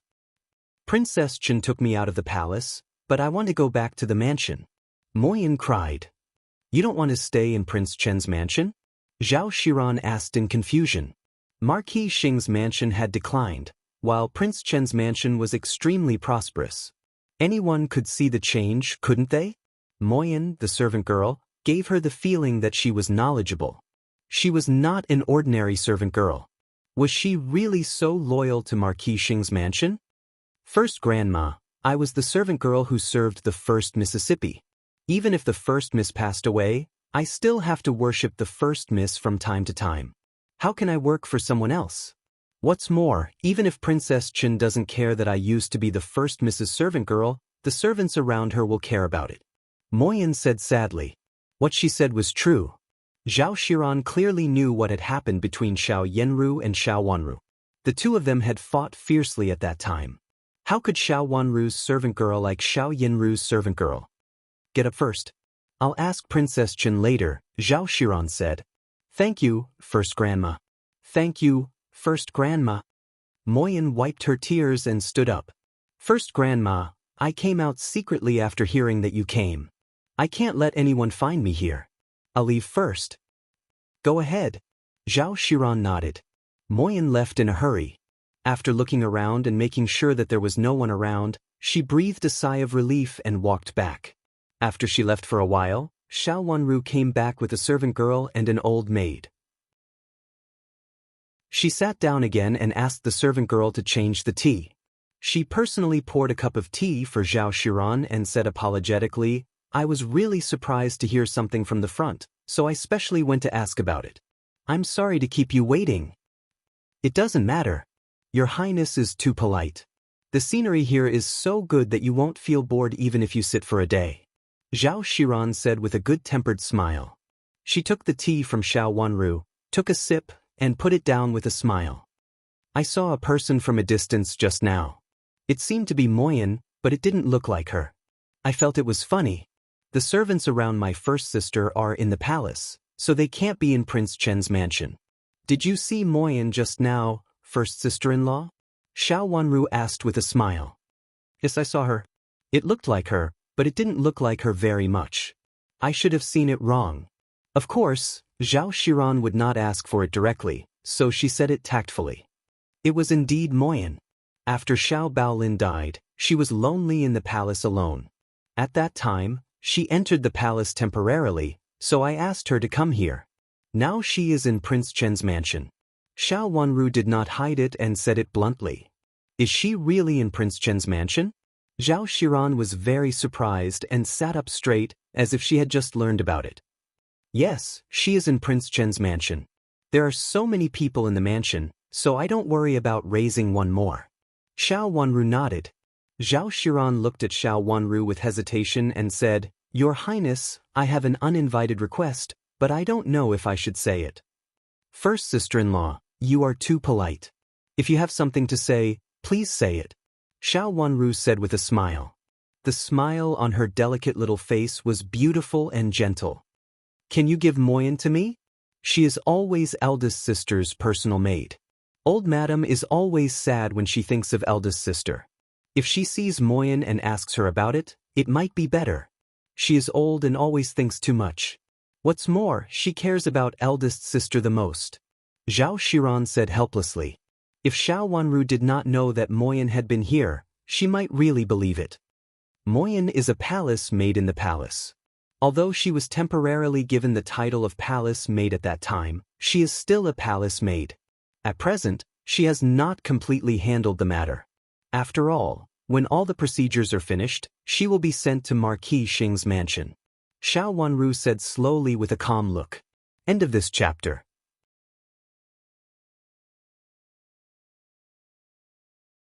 Chapter 1180. Love to Read divided by 5200 will provide you with wonderful novels to read. The latest chapter on medical skills of the Crown Princess will be updated as soon as possible. Thank you, Your Highness. Zhao Shiran thanked her. This matter went smoothly, and he finally didn't come here in vain today. You're welcome, first sister-in-law. She asked to leave the Imperial Palace, saying that she wanted to offer incense for Big Sister and didn't want to stay in the Imperial Palace. Xiao Wanru explained. Your Highness, can I ask, did my first sister really die of an acute illness?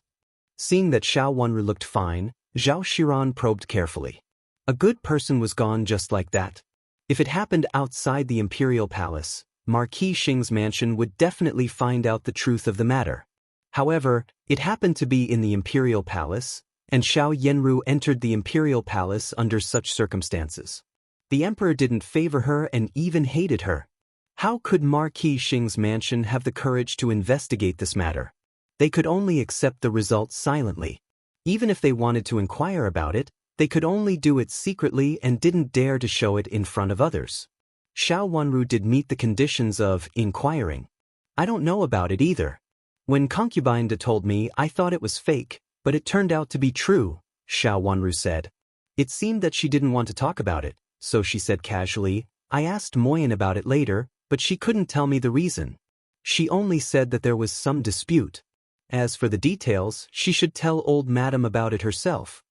Since Xiao Wanru was unwilling to say it, Zhao Xiran didn't mention it anymore, lest he aroused Xiao Wanru's disgust. He had achieved his purpose of coming to Prince Chen's mansion today and got the news of Moyan. He could explain it when he went back. Then let's wait for Moyan's matter to be settled, Zhao Xiran said. Xiao Wanru nodded indifferently and changed the topic. What do you think about the matter between my brother and Infanta Yuan and last time, first sister-in-law? It had been a long time, so why did she mention it at this time? Zhao Xiran was stunned. After thinking for a while, he answered cautiously, Infanta Yuan is powerful, so your brother has nothing to say. After saying that, he sighed heavily. Originally, he just wanted to sigh for a while, but after sighing he couldn't help sighing again, feeling inexplicably sad. What if I ask my brother to testify against Infanta Yuan? Xiao Wanru asked. Zhao Xiran's face lit up in fright at this suggestion, and he quickly put away the worry in his heart. Princess Yuan was the future princess of Zhou. Even though she had lost all her face today, Prince Zhou would not agree to trample on her face. It's been so long and we didn't make it clear at that time. If we talk about it now, it will implicate the princess, Zhao Xiran said meaningfully. Of course, Xiao Wanru understood the meaning of his words, and she didn't need Zhao Xiran to explain more.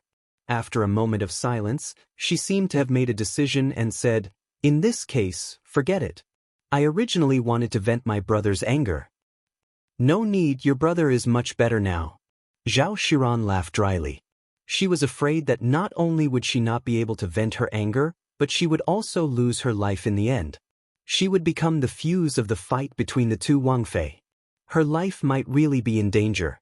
Now Marquis Xing's mansion was also troubled by internal and external troubles, so Zhao Xiran was not so confident. Seeing her refuse, Xiao Wanru seemed to be a little unhappy. After chatting with her for a short while, she felt a little tired. Zhao Xiran was also a smart person. He knew that Xiao Wanru should have asked him to come here today for this purpose. At the moment he couldn't agree with her, so he stood up and said goodbye sensibly. Xiao Wanru was a little polite and asked Yu Jie to send her to the gate of the mansion.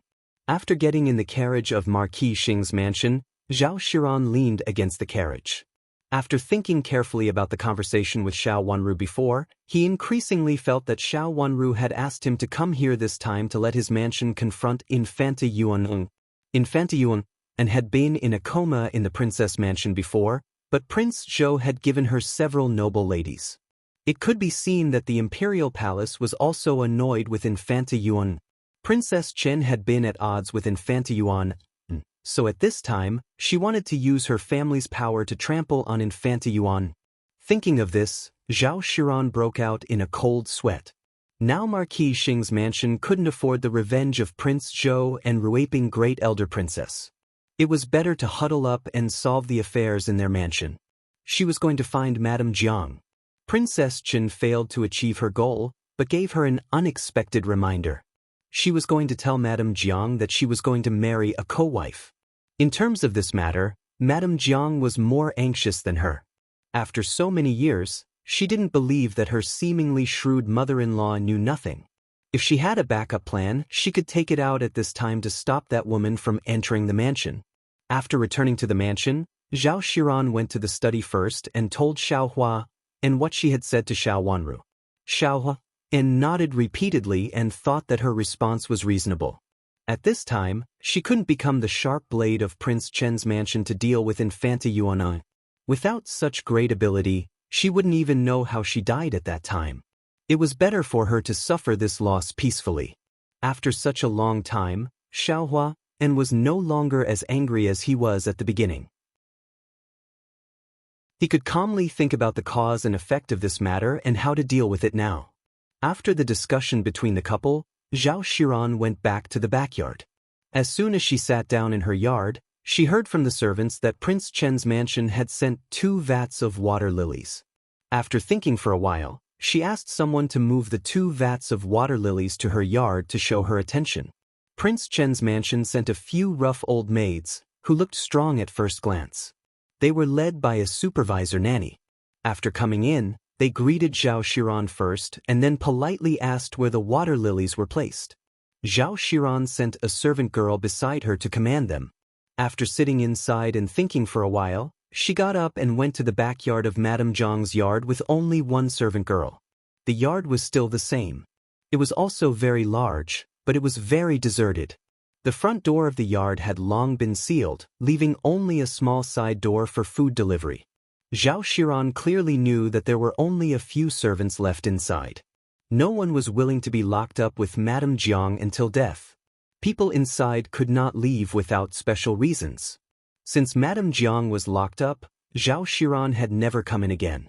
Standing at the side door, she asked the servant girl to knock on the door. An old maid opened the door. Seeing it was Zhao Shiran, she was stunned for a moment and hurriedly came forward to salute. "Greetings, First Grandma." "What is Madame doing?" Zhao Shiran asked. "Madame was just walking in the yard for a walk," the old maid reported. Madame Jiang could only walk or sleep. She couldn't go out of this place and didn't dare to. Xiao Jing had already warned her that if she made trouble again, he would definitely divorce her. Zhao Shiran walked in. This was the first time she had come to Madame Jiang's yard since the accident. No one had taken care of the yard for a period of time. The grass was lush and the ground was covered with branches and leaves. Standing in the yard, she didn't go to the main room. Madame Jiang had already received the news and came out with a servant girl. After coming out, there were only 2 or 3 servants left in the yard. "What are you doing here?" Madame Jiang stared at Zhao Shiran unhappily. This daughter-in-law was also unlucky to vent her anger on her current situation. If it weren't for her, she would still be Madame of Marquis Xing. How could she fall into such a situation? Fortunately, she still had Ru. When Ru became successful, she would ask her son to divorce her daughter-in-law. "Greetings, mother." Zhao Shiran stepped forward and saluted. "If you have something to say, just say it. Don't come here if you don't have anything to say.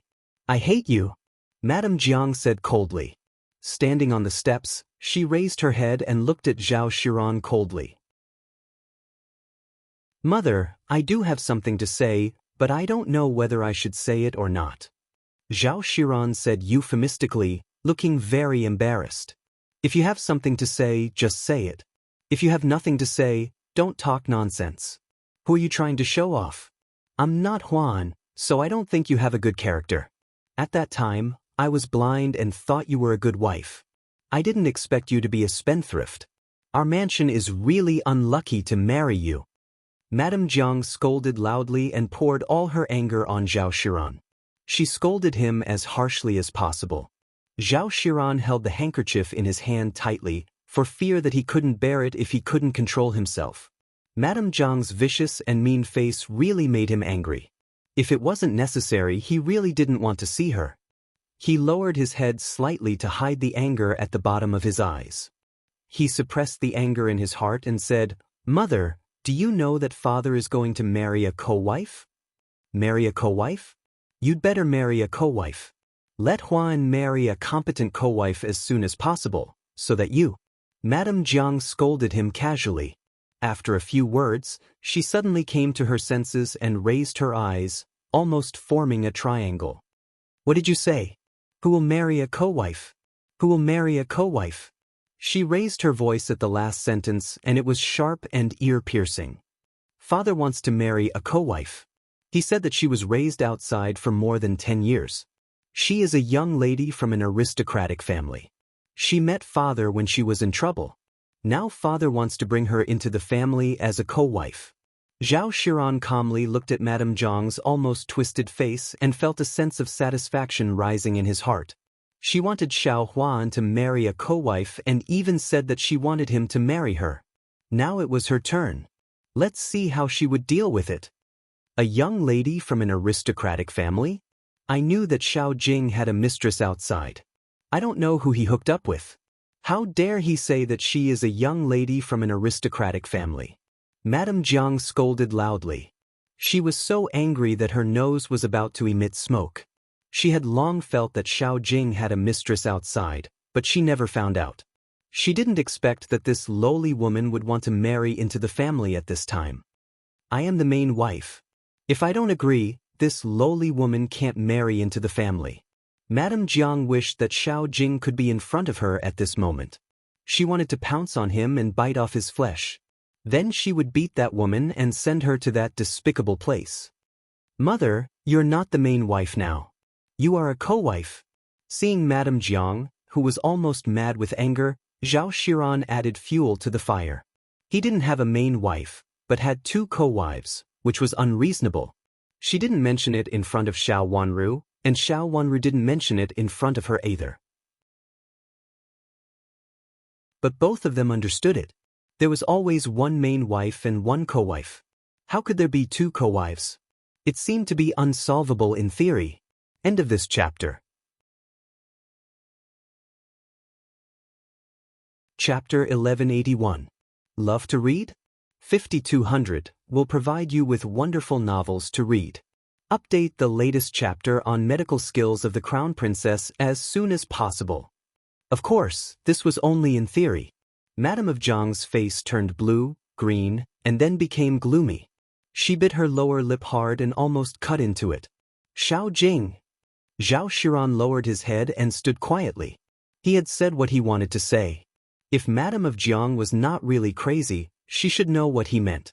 It was impossible for him to have 2 equal wives, and it was Madame of Jiang who took the position of equal wife first. But what if something happened to Madame of Jiang? Then was there any reason not to let that woman marry? She had a good status. She came from an aristocratic family and gave birth to a daughter. This daughter should not be engaged yet. The misses of Marquis Xing's mansion were all good-looking, so this one should also be good. Compared with Xiao Yenru, who had disappeared, she might be more promising. Duke Xing's mansion had always been ambitious. With these conditions, if old Madame did not object and her father-in-law insisted on bringing her in, others could not say anything. Xiao Jing, you bitch! Madame of Jiang scolded him fiercely, and her voice became colder and colder. She wished that Xiao Jing could appear in front of her now. She would definitely scratch his old face. She had been working hard to manage the affairs for him in the mansion, but he really kept a woman outside for so many years. Even at this time, he even wanted to push her down to give way to this woman. Originally, with her children, especially her daughter, Madame of Jiang thought that Xiao Jing would not really push her down. She thought that her daughter would definitely let her return to the position of legal wife in the future. After being locked up, she had no news. Everything outside was blocked by Xiao Jing, so she did not know that Xiao Jing would do this now. Ask Xiao Jing to come to see me. Madame of Jiang said angrily and walked to Zhao Shiran in a few steps. Mother, I can't do it. I came to see you today secretly. I can't let my father know, or he will not spare me. Zhao Shiran shook his head and refused. She had long thought that Madame of Jiang might instruct her, so she was not surprised by her words. But she could not really go to see Xiao Jing. As a daughter-in-law, even if she was not satisfied, she could not really go against her father-in-law. Pa! The heavy slap made Zhao Shiran take 2 steps back and almost fall. Fortunately, the maid beside her hurriedly supported her. You are useless. If I had known that you were so useless, I would not have let Huan marry you. Any miss from any mansion would be better than you. Look at what happened after you married into the mansion. The whole Duke Xing's mansion was ruined because of you. The whole mansion is full of losers. Huan is really unlucky to marry you. Madame Jiang pointed at Zhao Shiran and cursed, viciously pushing all the blame onto Zhao Shiran. Zhao Shiran stood ramrod straight. After listening to Madame's scolding, he coldly said, If Mother only knows how to scold me, then I won't come anymore. Mother, take care of yourself. After saying that, he turned around and was about to leave. Hold on. Before Madame could finish her words, she saw that Zhao Shiran was about to leave. She took a few steps forward, grabbed Zhao Shiran's hand, and pulled him back fiercely. You go find someone. Pooh. Zhao Shiran lowered his head, didn't look at Madame Jiang and didn't struggle. Madame Jiang had run the Lord Protector's mansion for so many years, and it was impossible that she only had a few trusted subordinates on the surface. Now it was just inconvenient for her to see others. Go find Nanny Wang, who is in charge of flowers and trees in the inner courtyard. Speaking of this, Madame Jiang looked at Zhao Shiran suspiciously. She didn't trust Zhao Shiran very much, but now there was no one else she could rely on. Even her son didn't come to see her. At present, except for Zhao Shiran, there was no one else she could rely on. Go find Nanny Wang and ask her to investigate this matter. She is just a servant in charge of flowers and trees. What's the use of her? Zhao Shiran asked calmly. The servants in charge of flowers and trees, even the nanny in charge of the inner courtyard, should be better than Nanny Wang in charge of flowers and trees. Why did Nanny Wang in charge of flowers and trees have this ability? She had been in the mansion for so long that she knew all the famous servants in the mansion, but she had never cared who this Nanny Wang in charge of flowers and trees was. It could be seen that she was not a useful servant. Don't worry about whether she is useful or not. Just pass the news to her and ask her to investigate it. She is in charge of flowers and trees. The flowers and trees in the mansion need to be added or grafted from time to time. It is much more convenient for her to be in charge of flowers and trees in the mansion than in other inner courtyards. I have asked her to investigate this matter before, but she didn't find anything at that time. Madame Jiang gritted her teeth and said with hatred. She remembered that when she was locked in the family temple, Xiao Wanru had said that Xiao Jing had an affair. She didn't believe it at that time and wanted her son and daughter to investigate it. At that time, she had a conflict with her daughter. Her daughter didn't come to see her, but her son came, but her son said that she was making groundless accusations and didn't believe it. Later, although she agreed to investigate it, she probably didn't take it seriously. She asked Nanny Wang to investigate it in private. At first, she said that she didn't find anything, but Madame Jiang didn't believe it and asked Nanny Wang to continue to investigate. After that, things happened one after another, so she forgot about it and didn't ask Nanny Wang again. Yes, mother, then I'll go back first. Zhao Shiran said calmly, as if she was not the one who had been slapped by Madame Jiang before. Okay, you must tell me if there is any news. When Rua rises to a high position in the future, I will not forget the benefits you have given me and will not blame you anymore. Madame Jiang said, showing that she wanted to reconcile with Zhao Shiran. Her expression also softened a little, and she looked like what she used to be. She just thought for a while and found that except for Zhao Shiran, she couldn't find anyone to help her. If Zhao Shiran could stand on her side, even if she was locked up, she shouldn't be so isolated from the news. Yes. Zhao Shiran didn't say that Xiao Yinru had an accident. After bowing to Madame Jiang, she left with her maid. Standing outside the wall, Zhao Shiran looked at the tightly closed side door and reached out to touch her hot face. There was a trace of hatred on her face. How could she have no grudge? Not to mention that Madame Jiang had scolded her so many vicious words when she saw her, she couldn't really reconcile with Madame Jiang because she hurt her child. In fact, it was better for Madame Jiang and that woman to have an accident or die. First, Grandma. The maid looked around and timidly reminded her that it was not appropriate to stay here any longer. If someone saw them and reported it to Master Ho, it would be troublesome. Zhao Shiran nodded and returned to the yard with her maid. The water lilies in the yard had been placed. The old maid sent by Prince Chen's mansion was teaching the experience of planting water lilies to the maids in her yard and helping them carefully remove a few withered leaves. Seeing Zhao Shiran come in, they immediately stepped aside and said goodbye to Zhao Shiran. Zhao Shiran nodded with a smile and asked them to express their gratitude to Xiao Wanru. She couldn't tell that she had been beaten just now. When she entered the door just now, she had asked her maid to see her face. Although her face was a little red, it was not really swollen. No one would notice it if they didn't pay attention. In the Marquis's mansion, no one would expect that she, the first grandma of the Marquis's mansion, would be beaten. After a few polite words, she asked someone to send the servants of Prince Chen's mansion away. Sitting in the room, she held a handkerchief and pondered. Outside the window, there happened to be a tank of water lilies standing gracefully in front of her. As the wind blew, they rose and fell gently, elegant with a hint of charm. Zhao Shiran suddenly sneered and gently pressed the corner of her mouth with a handkerchief. There was nothing on her face, but the corner of her mouth, but there was a faint smell of blood. Just now, Madame Jiang's slap made the corner of her mouth slightly split. Find Nanny Wang in charge of flowers and trees. She pressed the corner of her mouth, which hurt faintly. Yes, I'll find her right away. The maid answered and left.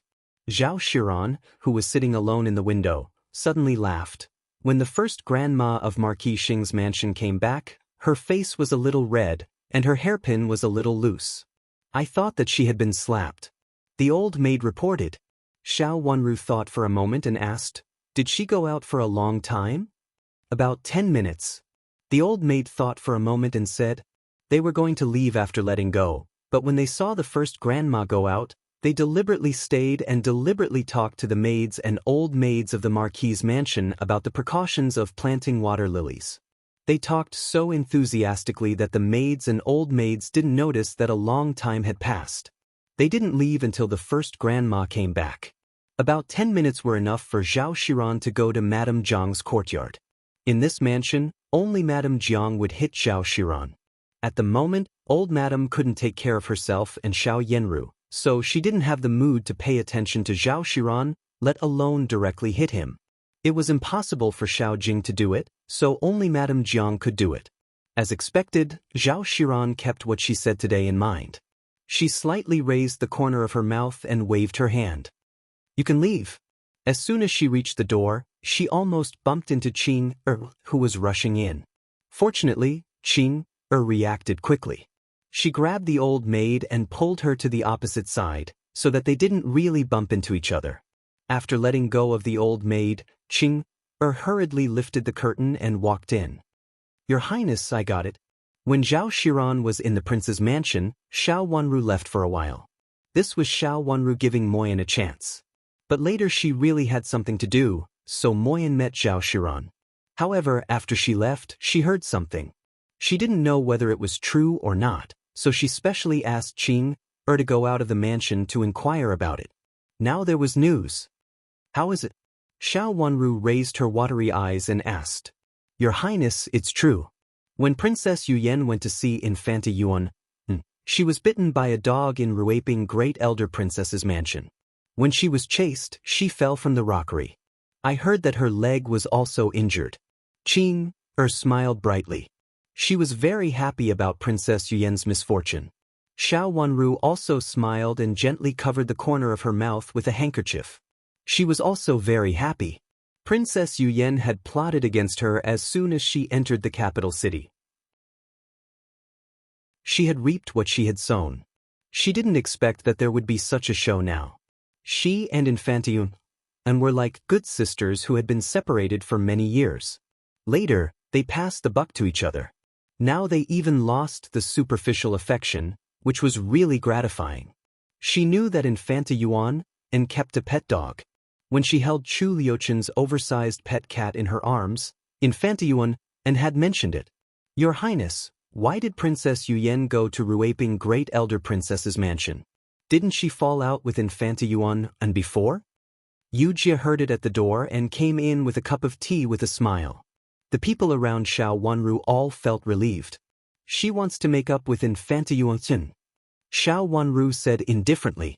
Her long eyelashes fluttered twice and her pink cherry lips raised. In the capital city, Princess Yuyan's strength could be greatly improved with the help of Infanta Yuan. However, although Infanta Yuan and Ruaping Great Elder Princess didn't like Princess Yuyan, they wouldn't embarrass her like this, right? There seemed to be something mysterious about it, right? Sure enough, this matter was confirmed during dinner time. End of this chapter. Chapter 1182. Love to Read divided by 5200 will provide you with wonderful novels to read.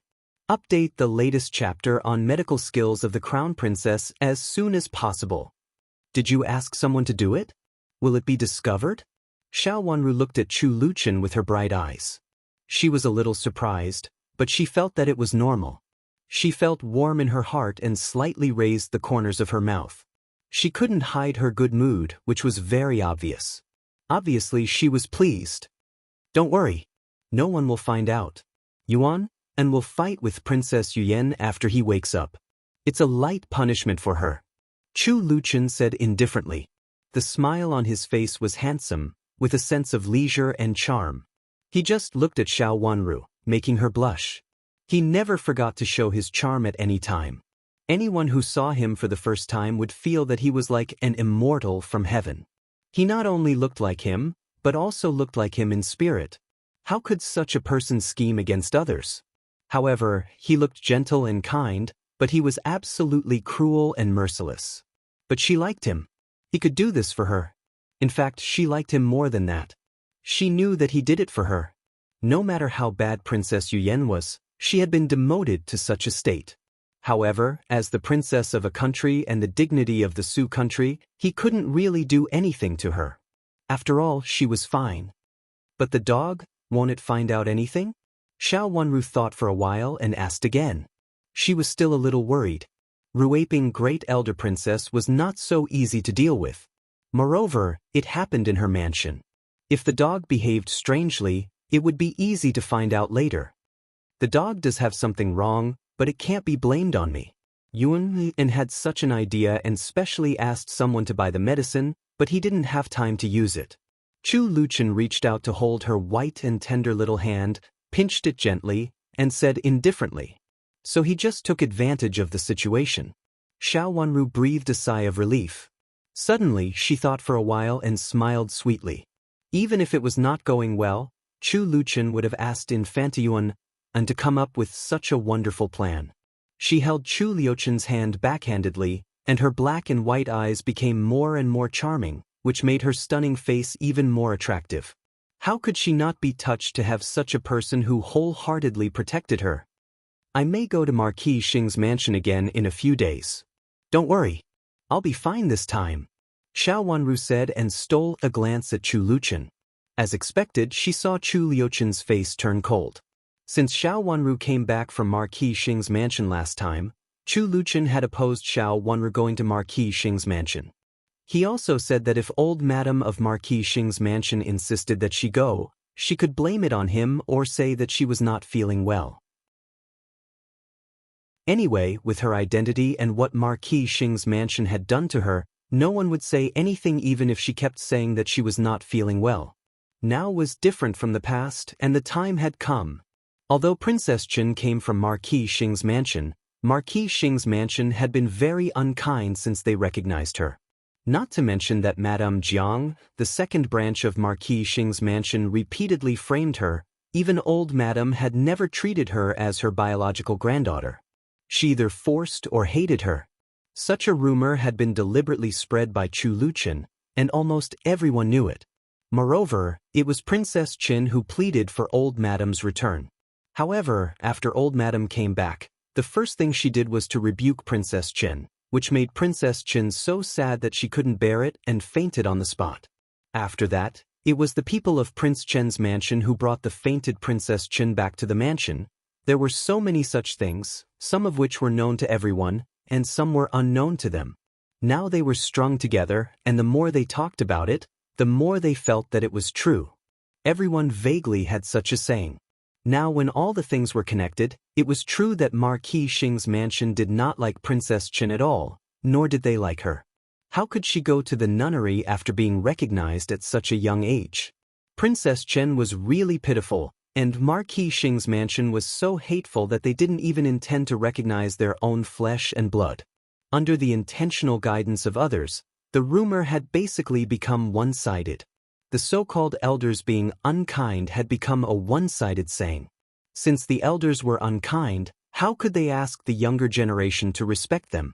Moreover, even the Empress Dowager had rebuked old madam, which showed that she hated her very much. This made people even more afraid to say anything. Did they want to make the Empress Dowager angry? There are indeed some things that I can't avoid. At most, I will go there to visit them and bring more people with me. You know, they can't do anything to me. Xiao Wanru shook Chu Liuchen's hand. Knowing that he was worried about her, she said coquettishly, I will be fine. They will be the ones who will be in trouble.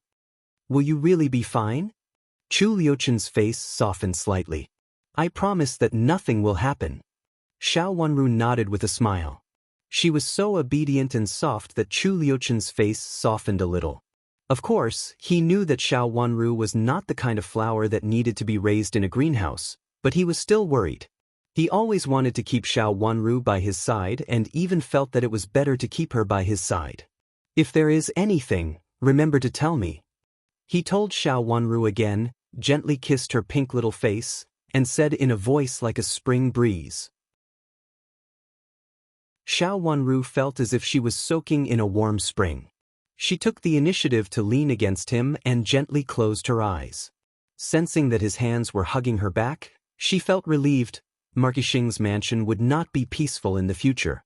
She would definitely go to Marquis Xing's mansion. Not only the second branch, but also the third branch. Since the third madam had the intention to surrender, she would also give her some advice and let her propose to separate from the family at the most appropriate time. Yang had a new identity, which was arranged by her maternal grandmother. She was a miss of an aristocratic family who had been separated from her relatives and wandered outside. In order to repay her kindness, she became an unnamed mistress with her benefactor, which was extremely pitiful. This Yang was good at making trouble. From time to time, she went to her maternal grandmother and tried to get close to her maternal grandmother. In fact, although it was her maternal grandmother who arranged for her to be found, it was an old maid in the Imperial censor's mansion who accidentally found out that she was the daughter of that Imperial censor. After that, she had such an identity. Since she had this identity, Yang had also come to Prince Chen's mansion, but was sent away coldly by Xiao Wanru. After that, she went to Ru and Great Elder Princess's mansion. Great Elder Princess met her, but she just casually asked about her situation, asked someone to give her some clothes, and then let her go back. Compared with Xiao Wanru's approach, Ru and Great Elder Princess was much kinder and closer to her. She was easier to get along with and always wanted to get close to Ru and Great Elder Princess's mansion. Of course, Xiao Wanru knew these news. She was waiting for an opportunity now. Did something happen to Princess Yuan? Xiao Jing pressed his hands impatiently and put his hands on the table, feeling upset. He had thought that Princess Yuyan's matter was a pawn for him and even wanted to secretly contact Princess Yuyan. He didn't expect that Princess Yuyan would have an accident when he had just sent someone to probe her a little. Moreover, it happened in Ru and Great Elder Princess's mansion. It's like this, Master means that you should not act rashly, lest you cause other trouble. Master has been very angry because you have failed repeatedly before. The guards were not the guards of the Marquis's mansion, but the guards of Prince Cheng's mansion. Although they were now in Marquis Xing's mansion, their main responsibility was not to protect the safety of Marquis Xing's mansion. Prince Cheng deliberately sent his men to Marquis Xing's mansion. On the one hand, he wanted to help Xiao Jing, and on the other hand, he wanted to keep an eye on Xiao Jing. Xiao Yanru's plan this time was interfered with by Prince Cheng, but on the surface, it seemed that Chu Luiyue and Chu Liuzhou were related. The situation in the imperial court had developed to this extent, so Prince Cheng couldn't bear it anymore. He was afraid that if he continued to bear it, all his years of forbearance would be in vain and he would waste his good time in vain. After so many years since his youth, Prince Cheng felt that he was a man who could bear it. I know. I won't ruin your plan, but you agreed to contact Princess Yuyan's people before. Xiao Jing was very worried. But now you have failed. The guard said impolitely. It's not that I failed. It's that and Great Elder Princess is so stupid that she actually asked her granddaughter to deal with Princess Yuyan. Hearing the guard's displeased words, Xiao Jing said angrily. He stood up and paced twice on the spot. This Great Elder Princess was not a good person. And Great Elder Princess was like this, and so was and Great Elder Princess. They were really troublesome. Infanta Yuan and was the future Princess Zhou, so she did things without thinking. When Ru and Great Elder Princess went to the Imperial Palace to ask for forgiveness, although she said it was an accident and promised to cure Princess Yuyan's injury, when compared with what had happened before, everyone felt that it was not an accident. It was an accident. It was really a lie. Why did that pet dog have to bite Princess Yuyan? It even chased after her and bit her instead of biting others. Did it think that everyone else was stupid? Princess Yuyan was very annoying, but now Xiao Jing wanted to win her over. It was not difficult to do this. Princess Yuyan arrived in the capital city and was now isolated and helpless. If Xiao Jing secretly reached out to her, she would definitely take it. Unexpectedly, only a few days later, she was lying in bed and couldn't get up. What a useless person. Xiao Jing was furious. Marky, you'd better deal with the matter of your mansion's Mississippi. This is the letter she asked you to send. Marquis, you will understand after reading it. The guard took out a letter from his bosom and handed it to Xiao Jing's table without much respect. Okay, I got it. Xiao Jing was so annoyed that he directly waved his hand. The guard retreated. When he walked to the door, he suddenly stopped and looked back at Xiao Jing. Marquis, if you don't do it quickly, it will be your mansion's miss who will suffer. His words reminded Xiao Jing of something unpleasant and his face turned cold. I got it. There was a surge of anger in the bottom of his heart. His daughter was supposed to be the empress, but now she had to sneak out without knowing why. If her status was not equal, she could only become Prince Cheng's concubine in the end. Even if Prince Cheng ascended the throne in the future, his daughter could at most be a low-ranking. Thinking of this, he became more and more annoyed. He had to get his mother into the mansion as soon as possible and let Madame of Jiang die in Xiao Wanru's hands. He opened the letter and found that it was indeed a letter from Xiao Yenru. At the beginning of the letter, she reported that she was safe and had left the Imperial palace safely. Then she urged him to do it quickly, which made Xiao Jing angry and annoyed. If he could do it quickly, why wouldn't he do it quickly? But now he couldn't do it at all. Then, he suddenly read the last part and his eyes lit up. There was such a thing. He didn't know it before. If there was such a thing, it would be easier to deal with some things. He picked up the letter and read it carefully again. After understanding the meaning of it, he was overjoyed. The Deputy Prime Minister's mansion was right next to him. He could ask someone to open the side door of that mansion quietly. End of this chapter.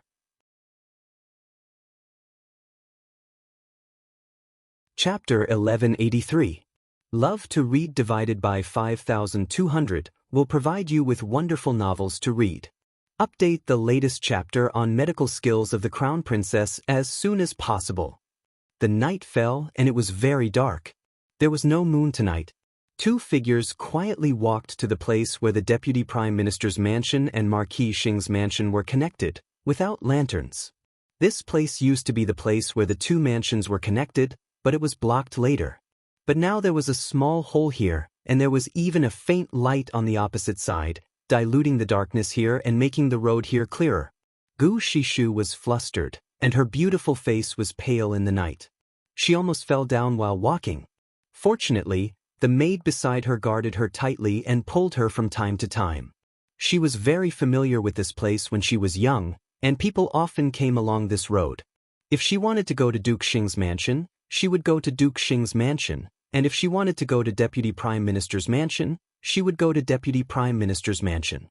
But after so many years, she almost never came here again. On the one hand, it was already remote, and basically no one would come here. On the other hand, she didn't want to remember some distant past. It was better to forget it and no one knew it. Only Xiao Yenru knew this. If this person was not Xiao Yenru, Gu Shishu would definitely want to kill her. How could she not want to kill this insider and think of a way to make her fall into the river and drown? But this person was Xiao Yenru, and she couldn't deal with Xiao Yenru.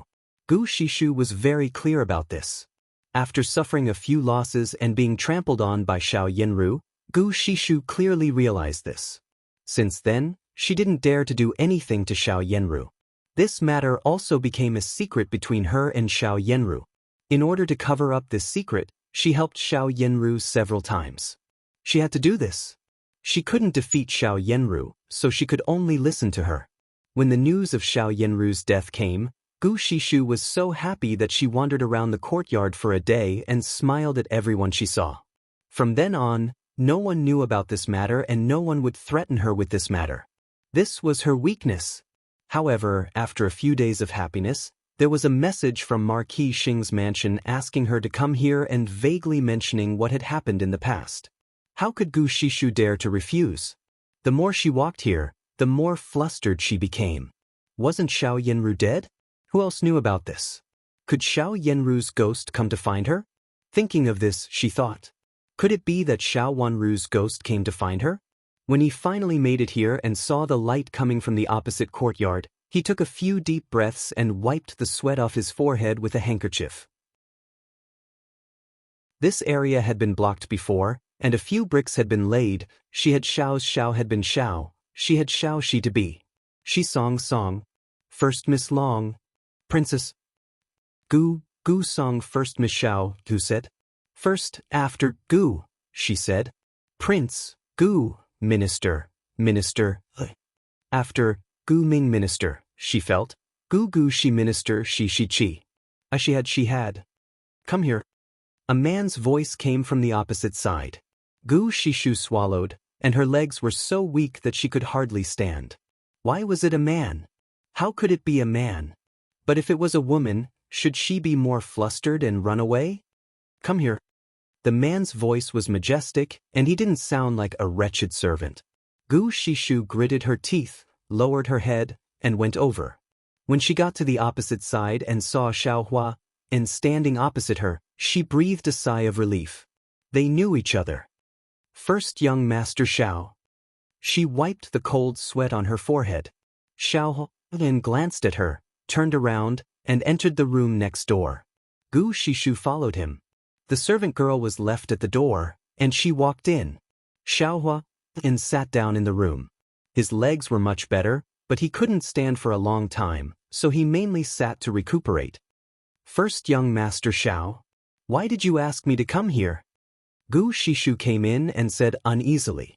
There was no one else in the room. If the current situation between them was seen by others, it would be an affair between a man and a woman. At that time, she could only be Xiao Hua An's concubine. Of course, Gu Shishu was unwilling. She admired her third cousin, not the first young Master Xiao in front of her. Didn't you read the letter? Xiao Hua glanced at Gu Shishu and said with a smile. If his sister hadn't mentioned it, he really wouldn't have known that the cousin of the Prime Minister in front of him was such a cruel and merciless person. She dared to harm her cousin at such a young age, just because this cousin was the Prime Minister's biological daughter and was more favored than him. Women, the more delicate they looked, the more vicious they were. What do you mean, first young master? Gu Shishu's face darkened. Miss Gu, don't you understand? Do you still want me to explain what happened in the past? Prime Minister Wen only had one daughter. If he knew that his youngest daughter had died in the hands of a cousin like you, not to mention marrying Prime Minister Wen's son, you wouldn't even be able to keep your life. You might even implicate your family. Xiao Huangyan said bluntly, knocking his fingers on the table with disdain in his eyes. He wouldn't come to see such a vicious woman unless he had no other choice. What do you want? Gu Shishu, who pretended to be calm, immediately trembled. She pulled her sleeves tightly and said in a panic, What do I want? Xiao Huangyan twitched the corner of his mouth and waved at her. Gu Shishu walked over with fear in her heart and stayed close to him. What if someone sees it? Xiao Hua and reached out and made a gesture around. What? She could only be a concubine. If it was in the past, Xiao Hua and might be the heir of Duke Xing's mansion. At least he had some capital. At this moment, how could Gu Shishu like him? Not to mention being a concubine, she was even unwilling to marry him. Tell me, what do you want? Gu Shishu gritted her teeth and asked. When you leave the mansion tomorrow, get along with this woman when you see her. Xiao Huan pointed at a small piece of paper on the table and said. Gu Shishu reached out to take it and saw a woman's name on the top, followed by some detailed information about her life. Anyang? Who is she? She asked subconsciously.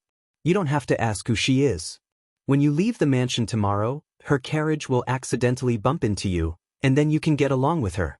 She is the daughter of an Imperial censor, but she can't find her relatives now.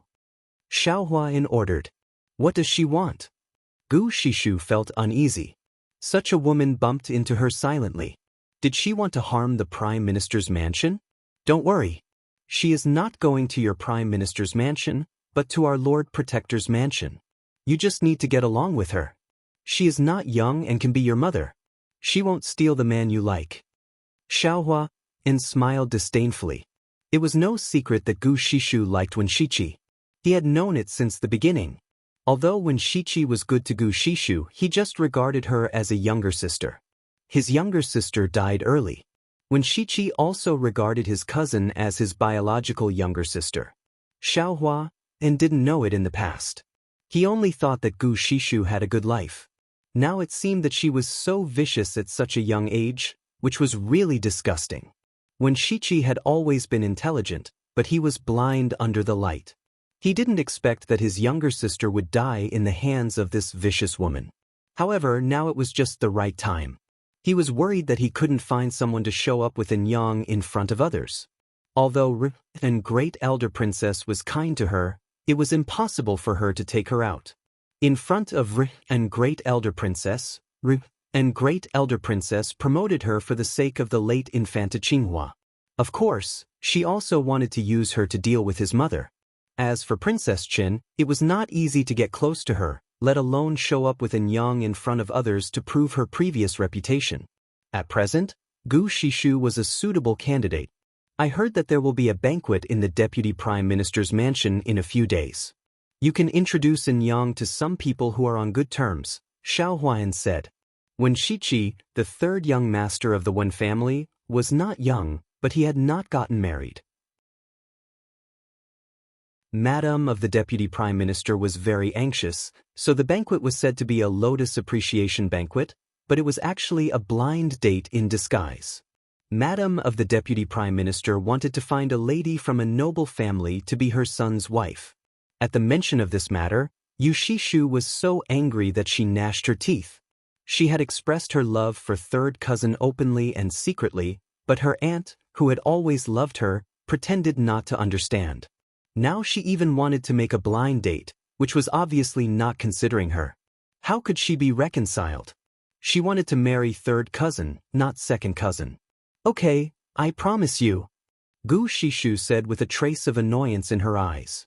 Since she couldn't make her aunt agree, she would ruin this Lotus Appreciation Banquet, in case her aunt liked someone. As for the woman sent by Marquis Xing's mansion, compared with this matter, it was not a big deal. She was just an old middle-aged woman who was not a threat to her. If she could make use of her, she might have unexpected benefits. With that in mind, the expression on his face relaxed. Don't have any bad ideas about Yang. Yang will show up in public with you. If you ruin this banquet, you will have to bear the consequences of what you did before. You can't stay here. Xiao Yan saw her plan at a glance and warned her with a sneer. If something happens to her, will it be my fault? Gu Shishu retorted, unconvinced. Of course. Xiaohua said naturally.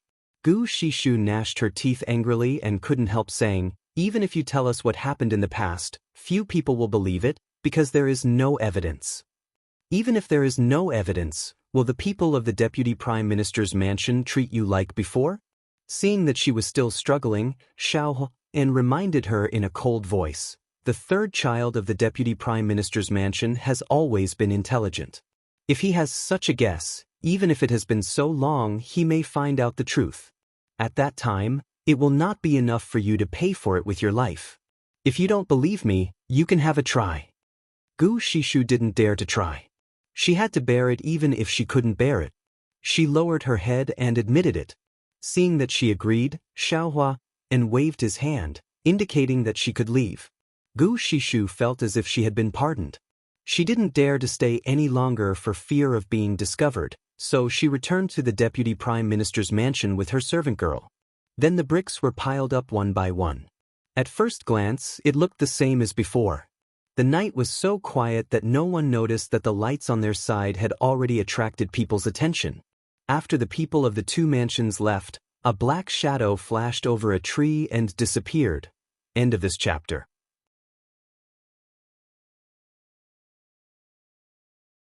Chapter 1184. Prime Minister Wen's niece killed his biological daughter, and their family raised this cousin Miss carefully and treated her as their biological daughter. They found the shadow of their deceased daughter in her. The corners of Chu Liuchen's thin lips curled up slightly, with a bit of enchanting charm, and even a bit evil under the light. It's really interesting. Prime Minister Wen, who seems to be stable in the imperial court and is the prime minister, actually makes a mistake. The secret guard didn't dare to answer, and lowered his head, pretending to be a wooden man.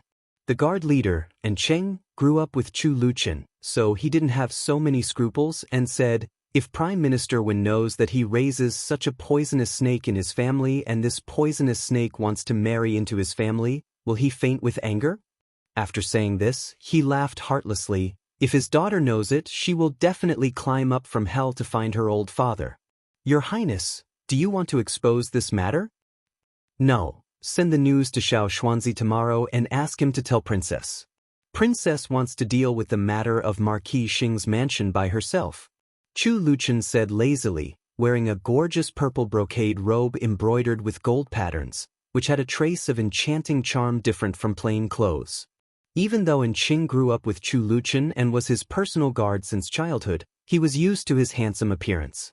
At this time, he couldn't help but be moved, and became more and more careful in his heart. In the future, when he met Princess, he had to respect her, but he was afraid that the respect was not enough. Xiao Xuanzi was right, and he knew it from this prince's smile that he was so amorous. Except for Princess, no one would have such a tenderness from the inside out. It was so simple that it was unbelievable. Prince Chen, who had always been cold to others and didn't care about himself, actually cared about a woman, and even tried his best to marry her. I will do it tomorrow. Ruaping Great Elder Princess seems to have found out the servant who drugged the dog. How should we deal with this servant? And Cheng changed the topic and asked. He just came to ask about this matter, and happened to meet the secret guard who came to report what he had just found. The servant who drugged the dog was sold in a roundabout way. He was not one of their people. Although it was done very cleanly, and Cheng was still worried that it would be discovered. Kill them. That line belongs to Chu Luiyue. Kill them all. Chu Luchen waved his hand carelessly, as if he was just saying the most common weather greeting. In this way, Ruaping Great Elder Princess wouldn't be able to find out, but Chu Luiyue might. It was the most appropriate to cut it off directly. Even if they wanted to find out, they would only find out about Chu Luiyue, and Chu Luiyue would find out about Ruaping Great Elder Princess. This was a dead end. Ruaping Great Elder Princess was backed by Prince Zhou. Understood. And Qing smiled. He also guessed so. Then he cupped his hands to Chu Luchen and said with a serious face, Your Highness, I have found out what you asked me to find out. Xiao Baolin's body was sent out of the palace by Prince Yu's mansion, and Prince Zhou's mansion also intervened. The palace is so chaotic, so it didn't take much effort for the two princes to get the body out of the palace. Just the two of them? Chu Liuchen's smile was a little strange under the light. It should be the two of them. And Cheng thought for a while and said, Not only the two of them. Chu Luchen shook his slender fingers in front of Cheng. His smile was dazzling under the light. I believe that Xiao Yenru is now with Prince Cheng. Your Highness, it can't be. Both Prince Yu and Prince Zhou intervened? And Cheng didn't believe it. Although he didn't find out where Xiao Yenru was, he didn't think that she was with Prince Cheng. He had sent someone to keep an eye on Prince Cheng, but he didn't see where Xiao Yenru went. Uncle Cheng is the last old fox. Chu Luchen smiled softly, and his smile was like a cold blade. But it's not right, even if Prince Cheng intervened, Prince Cheng doesn't like women. And Cheng shook his head and said, It's impossible. Prince Cheng really likes men. Even if the first Miss Xiao is the most beautiful, he won't like her. How could he take such a big risk for her? Uncle Cheng has his eyes on that position. Chu Luchen said slowly. It must be. And Cheng nodded. They had investigated this matter clearly. Prince Cheng was very ambitious. He was definitely not as calm and determined to become a monk as others saw. What he showed in front of others was a facade. He was behind many things, but he had been very careful. Those things seemed to be done by either Prince Yu or Prince Zhou. Since he wants to ascend the throne, he always wants to pass the throne down. In this case, how can he not have children? If he likes men, he won't have children. Chu Luchen said in a light tone with a bit of evil, which was really not as elegant as he used to be. After being stunned for a moment, and Cheng suddenly opened his eyes wide and understood. Prince Cheng is afraid of being investigated, so he pretends to like men? What is false is also true, and what is true is also false. It should be true that he likes men, but it doesn't mean that he doesn't want women to bear children for him. With Prince Cheng's temperament, he must be unwilling to let the country fall into someone else's hands after so many years of hard work. He has waited for so many years just to succeed once again. Chu Luchen said with an evil smile with a bit of meaning. Compared with Chu Luiwei and Chu Liuzhou, Prince Cheng was his real opponent. He raised his hand, picked up a file beside him, threw it to An Cheng and said lazily, "Have a look.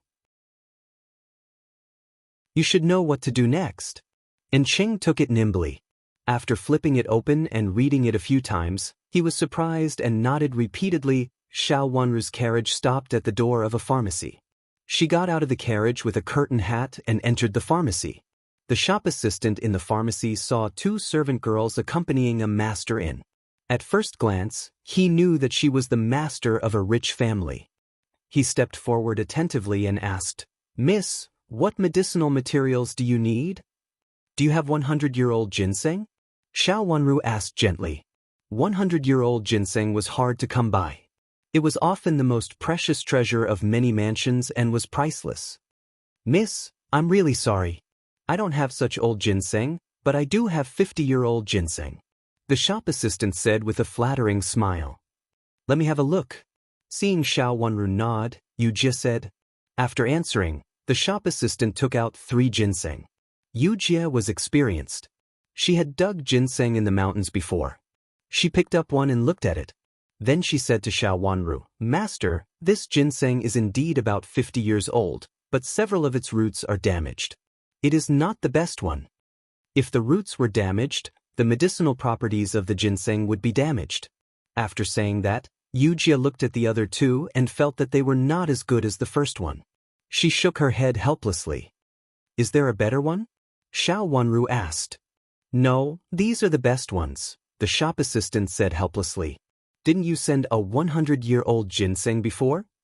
Another shop assistant walked by and suddenly said, "That one is not a 100-year-old one. It is 70 or 80 years old, and someone has already booked it." The shop assistant shook his head in a hurry. "Can you show it to us?" Xiao Wanru suddenly asked. "Don't worry. Since you have booked it, we won't force you." Since she said so, the shop assistant could not refuse to take it out. He could only turn around and go in. After a while, he took out a beautiful box. When the box was opened, there was a ginseng in it with its roots intact. "Master, this ginseng is good. Although it is not 100 years old, it is close to it." Yu Jie took it very carefully and gave the answer after looking at it. The shop assistant was originally unwilling to let Yu Jie pick it up and look at it, for fear that the roots would be damaged. However, seeing that Yu Jie was very experienced, he did not stop her. "May I ask which mansion booked it?" Xiao Wanru asked politely. "Well, it's not convenient for us to tell you the information of the customer," the shop assistant said in embarrassment. This was also a business secret, so how could he see it whenever he wanted? "Don't worry. We just want to ask and make a deal with that customer. If they are willing to give it to us, we are willing to pay twice the price," Yu Jie said cleverly. "Well," the shop assistant was a little hesitant. Yu Jie took out a pouch from her sleeve and handed it over quietly. The shop assistant's eyes lit up when he saw it. After looking around and making sure that no one saw what they did, he carefully took the pouch and stuffed it under the medicine box in front of him. After looking around again, he approached Yu Jie and said in a low voice, "It's the 3rd young master of Prime Minister Wen's mansion." After saying that, he hurriedly moved his head away and then said seriously, "Miss, please go back. Our shop never reveals the information of the customer, and we can't do it now." But Xiao Wanru did not embarrass the shop assistant. She had already left after getting the news. If it was someone else's ginseng, she did want to buy it from that person. Ginseng of 70 or 80 years could also be bought in the market, but she wanted it now, but she didn't have it. "Thank you for being considerate, Mississippi." "Thank you, Mississippi," the shop assistant thanked her repeatedly. Xiao Wanru picked some other herbs, asked the shop assistant to weigh them, and paid for them. Then she turned around and wanted to leave with the herbs she bought. She had to go to other pharmacies to see if there was such ginseng. If there was number 100-year-old ginseng, it would be good if it was 70 or 80 years old. Not every pharmacy had such ginseng. She needed ginseng of this age. Mingqiu Nun specially ordered her to go out today mainly for this. The medicine for feigning death had something to do with these ginseng. Princess Qin? An elegant voice suddenly came into her ears. Xiao Wanru looked up and was stunned to see Wen Shiqi standing in front of her. Seeing that he was looking at her in confusion, it seemed that he did not recognize her for a moment. But when he looked at Yu Jie and Qing, standing beside her, a smile appeared on his face. "Greetings, Princess Qin." This time, it was not a question, but an affirmation.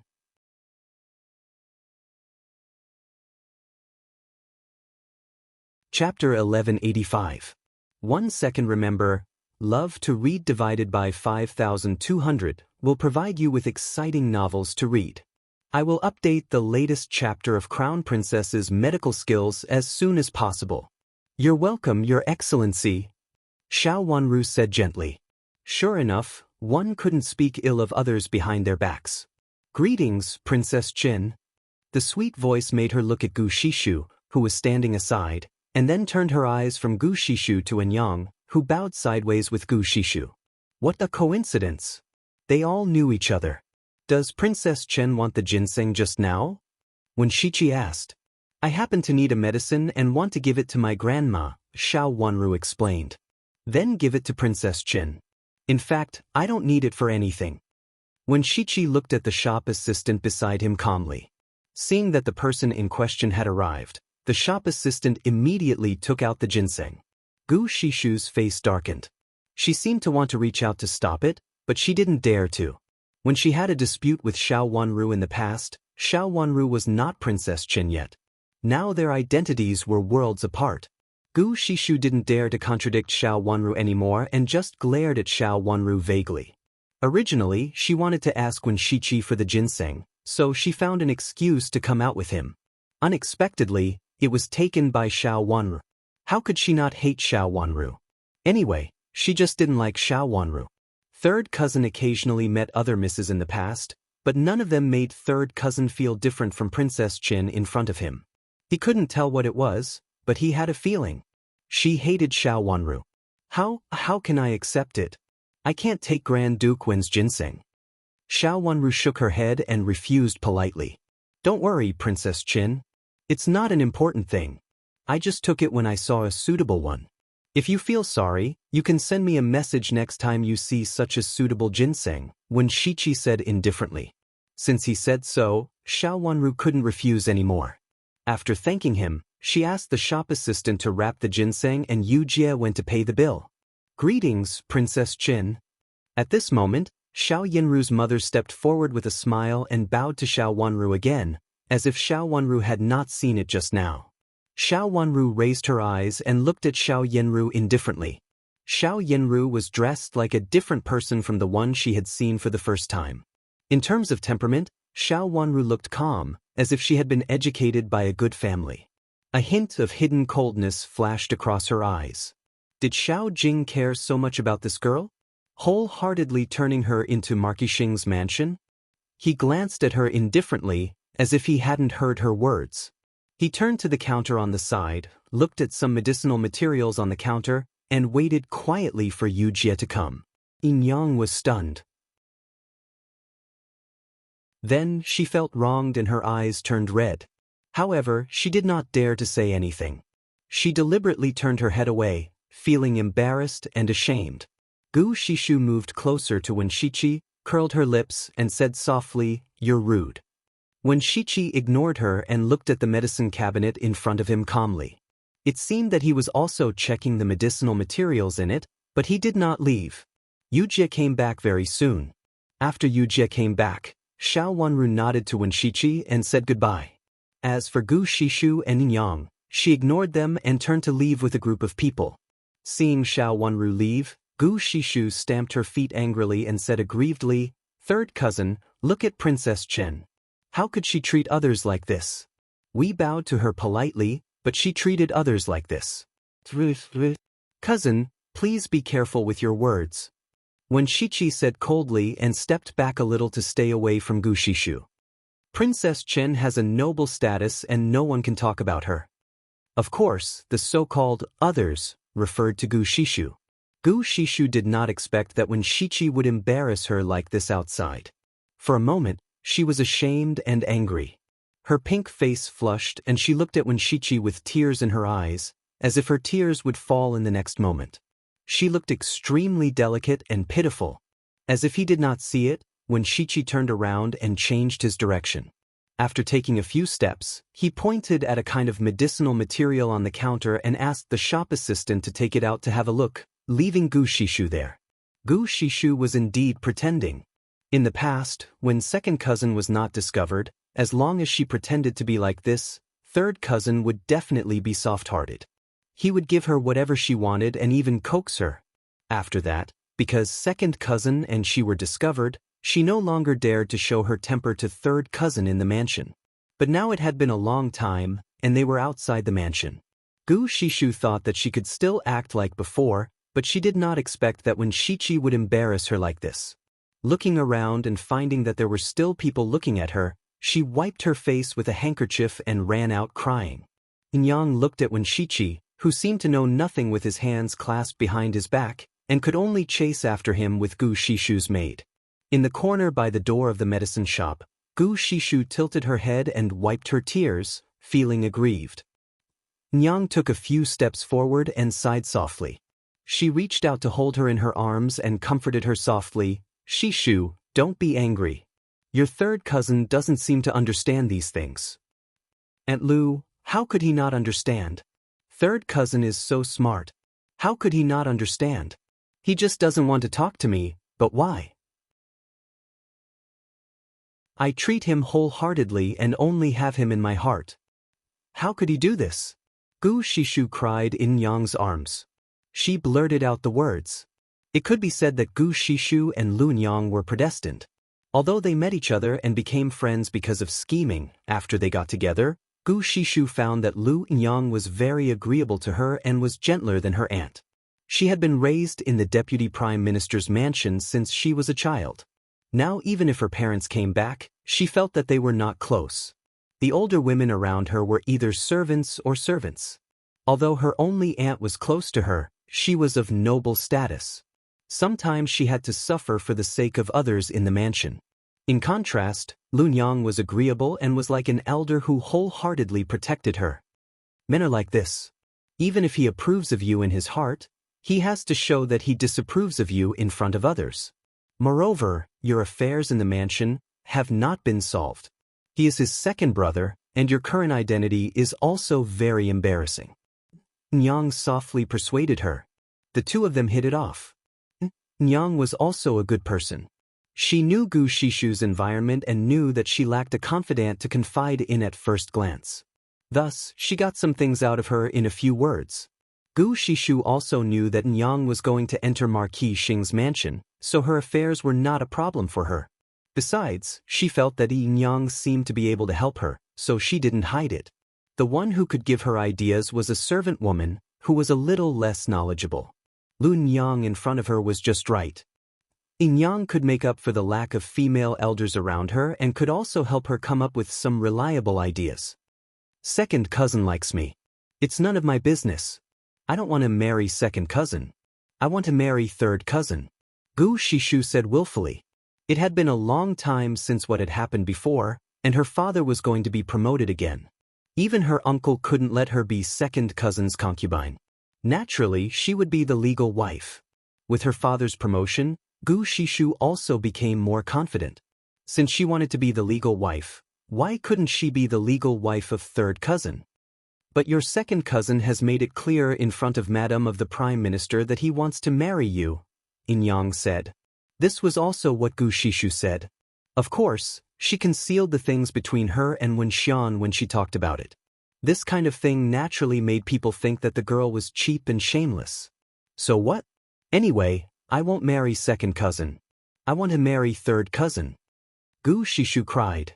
The more she thought about it, the more wronged she felt. She felt that for so many years, She had been carefully pleasing her uncle's family because she wanted to marry third cousin. Her aunt had been very good to her in the past. Why couldn't she see through her mind? She wholeheartedly felt that the Prime Minister's wife had mistreated her, but she didn't think that she and Wen Xian were already in an ambiguous relationship and had even been caught. How could the Prime Minister's wife allow her to marry her favorite third son, even if she was her own niece? In fact, there is a way. Nyang thought about it and lowered her voice. As long as your second cousin marries another woman, won't this matter be solved? Marry another woman? Gu Shishu's eyes lit up.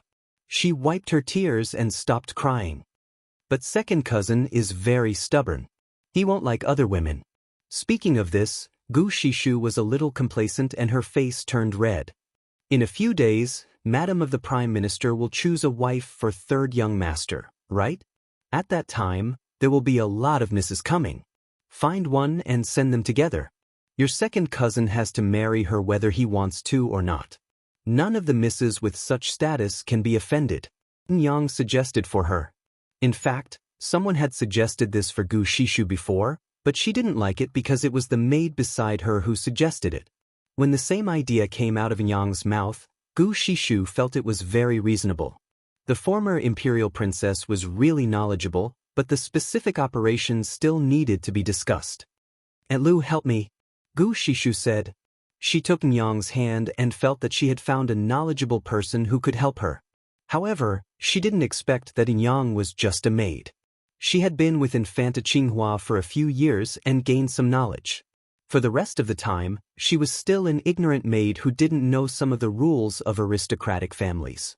At present, she could be so decent because Xiao Jing had hired someone. The result of these days' cramming was that Nyang was still a maid. "Miss Gu, don't worry. I will help you." Nyang smiled brightly. Seeing Gu Shishu's trusting eyes, she felt her heart fluttering. She didn't expect that someone trusted her so much. As expected, identity was the most important. When she became Madam of Marquis Xing in the future, there would be more people who would believe in her. Since this matter had been settled, Gu Shishu wiped her tears, returned to the shop, and stood beside Wen Shiqi. She was as gentle as a little bird and didn't lose her temper anymore.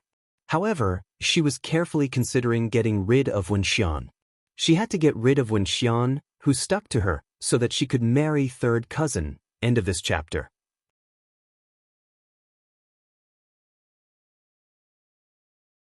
Chapter 1186. Love to Read divided by 5200 will provide you with wonderful novels to read. Update the latest chapter of the Crown Princess's medical skills as soon as possible. Xiao Wanru went to a few more pharmacies and bought almost all the ginsengs over 70 or 80 years old. After that, she took them to Butterfly Clothing Shop. Butterfly Clothing Shop had changed the name of the shop owner, but in the eyes of outsiders, nothing had changed. The shopkeeper was still the same shopkeeper, and the goods in the shop were still excellent. However, the shop assistants knew that their current shop owner was Princess Chen, so they were more confident to entertain guests. They were not as polite as they used to be when they met someone with a bad temper who didn't even dare to speak. When Xiao Wanru came in, Madame Dong had already received the message. She came out to greet her and then led Xiao Wanru to the accounting room. Sitting behind the wide desk, Xiao Wanru looked at the account book on the table and asked with a smile, "How's the business recently?" "Don't worry, Your Highness. The business is very good, and the profit is a little more than last month." Madame Dong seemed to be in good spirits. She reported with a smile, walked to the desk, found the places she had flipped through just now, and pointed them out to Xiao Wanru one by one. These were the places that had made more money recently. "Didn't Wei Dehai come to pester you?" Xiao Wanru flipped through the account book and asked. "No, how could he have the money to come here? His wife once sent me a gift and said that she wanted to reconcile with him. I asked someone to return the gift." Madame Dong said disdainfully.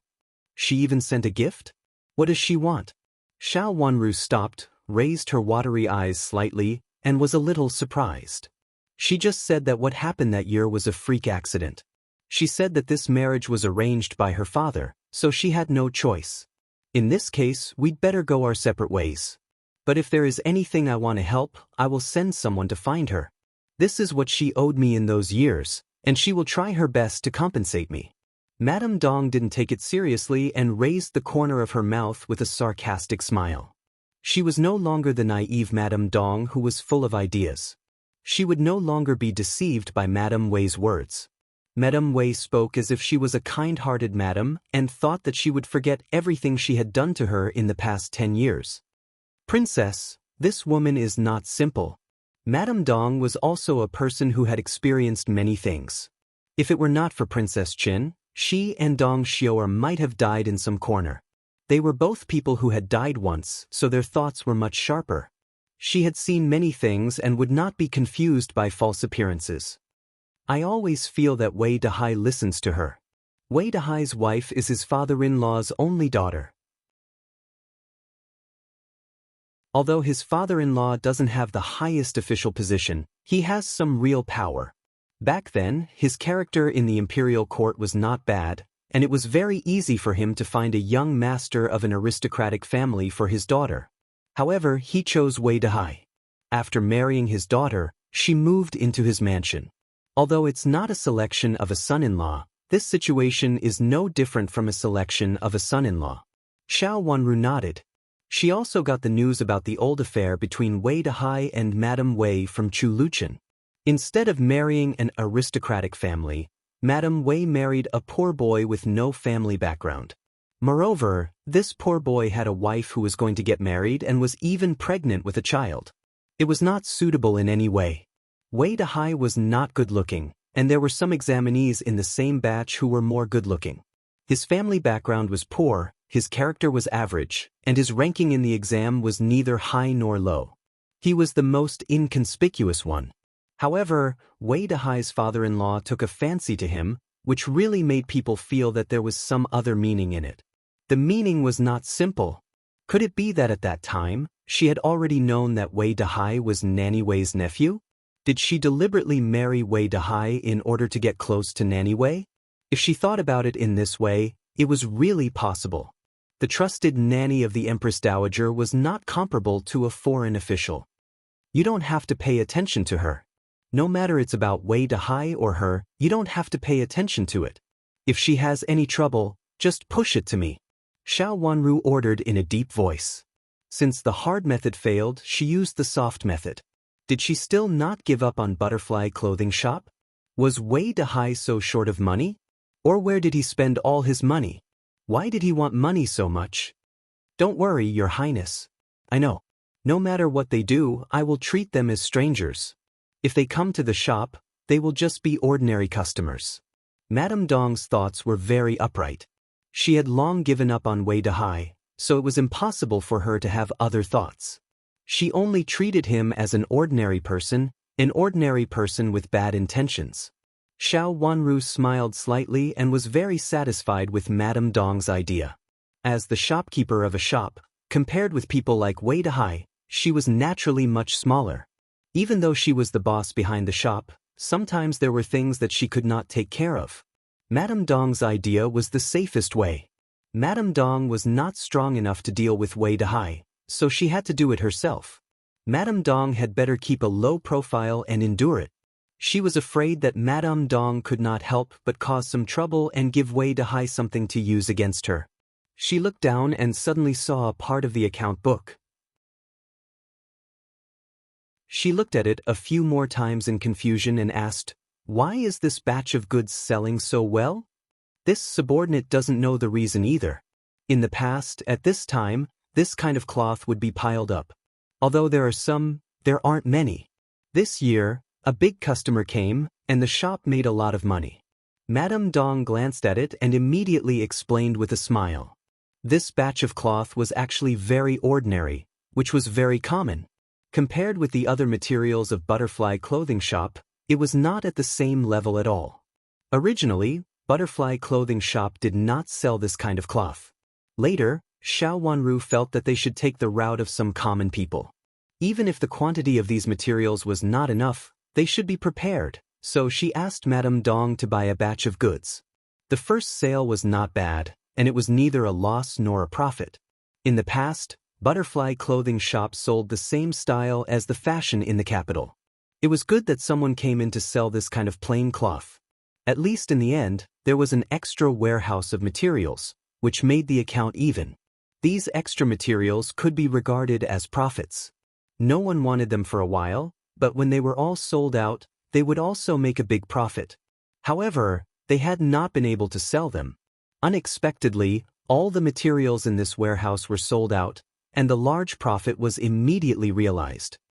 They were all sold to one merchant? Xiao Wanru looked at the records below in surprise and was very surprised to find that they were all sold to one merchant. Yes, they were all sold to one merchant. They said that they were going to be shipped out, and the merchant also opened a shop. Madame Dong explained with a smile. Xiao Wanru nodded indifferently. It would be best if they could be sold. She had thought that if she really couldn't sell them, she would reduce the price vigorously and find a festival to sell these goods at a discount. It was better than piling them up in the warehouse. She didn't expect that they had been sold before she could think of a good idea. After searching other places and asking a few questions, she got into the carriage with a group of servant girls, and Madame Dong walked them to the door. She came here this time to support Madame Dong and let others understand this. The real owner of the shop had been changed, so that some ignorant people could not bully Butterfly clothing shop again.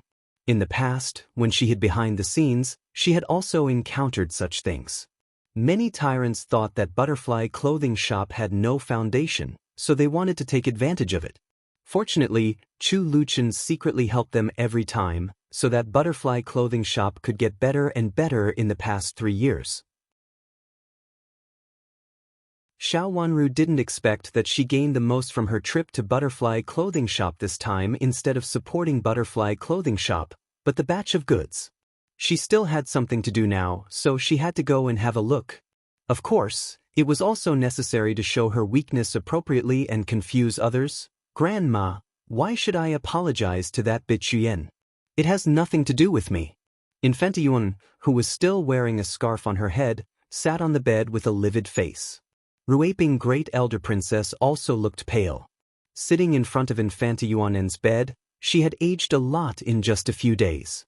She used to look like a beauty in her 40s, but now she looked very old and weak. After entering the Imperial Palace, she was reprimanded by the Empress Dowager and the Emperor, so for a while, Ruaping Great Elder Princess was left in the cold. Prince Zhou was given so many noble ladies as his concubines, and they married together, which was a slap in her face. Moreover, it was useless for her to plead in the Imperial Palace. When she asked to see the Empress, she didn't even see her. At this time, she felt even more depressed, with a burst of anger in her chest that she couldn't vent or swallow. "Ian, do you still want to be Princess Zhou?" Ruaping Great Elder Princess calmed herself down and pointed up. "Do you want that position? Why not? It's mine. That bitch Yuan made me like this. It's good enough that I didn't deal with her myself. How dare she come to me?" Thinking of what had happened to Prince Zhou, Infanta Yuan cried aggrievedly. Until now, she still hadn't figured out why things had changed like this. Why didn't Xiao Wanru and Zhang Qilan get into trouble? How did it become her and Princess Yuan? Yuan must have done something in private, so that it was ruined. At first glance, she could tell that this bitch was selfish. She helped her so much, but not only was she not grateful, but she also pushed her out. If she hadn't made a prompt decision to take the opportunity of her pushing to hit the pillar heavily, she might have been blamed now. "Since you want it, you have to bear it," Ruaping Great Elder Princess said gloomily. "You and Princess Yuan mainly schemed against Zhang Qilan and Xiao Wanru. Nothing happened to them, but something happened to you too. Don't you understand that you have been schemed by them? Not only you, but also Princess Yuan." "But it's Princess Yuan's place. How could Zhang Qilan and Xiao Wanru know? They can't do anything. It must be Princess Yuan who ruined things. How dare she push the blame to me? It's better for her to fall and be bitten to death by dogs." Infanta Yuan then said angrily. She wished that Princess Yuan would be bitten to death by dogs. "So, are you going to take the blame and admit the crime of harming Princess Yuan?" Ruaping Great Elder Princess said coldly and stared at Infanta Yuan with cold eyes. Being stared at, Infantine shivered and suddenly realized that she was an experienced person. She reached out to hold Ruaping Great Elder Princess's hand and said anxiously, "Grandma, it has nothing to do with me. Although I want to do it, I haven't done it yet. What should I do now? As the future Princess Zhou, should I also?" Thinking of her grandma's gloomy face when she came back from the palace, Infanta Yuan panicked and grabbed Ruaping Great Elder Princess so hard that she felt pain. End of this chapter. You're tuning in to the Passion Pages YouTube channel. We're so grateful for your support, and don't forget to subscribe to join us on this incredible journey through captivating stories. Your generosity through donations truly makes a world of difference, as it's the primary source of revenue that allows me to expand and enhance this channel for you. Thank you from the bottom of my heart for being a part of this adventure.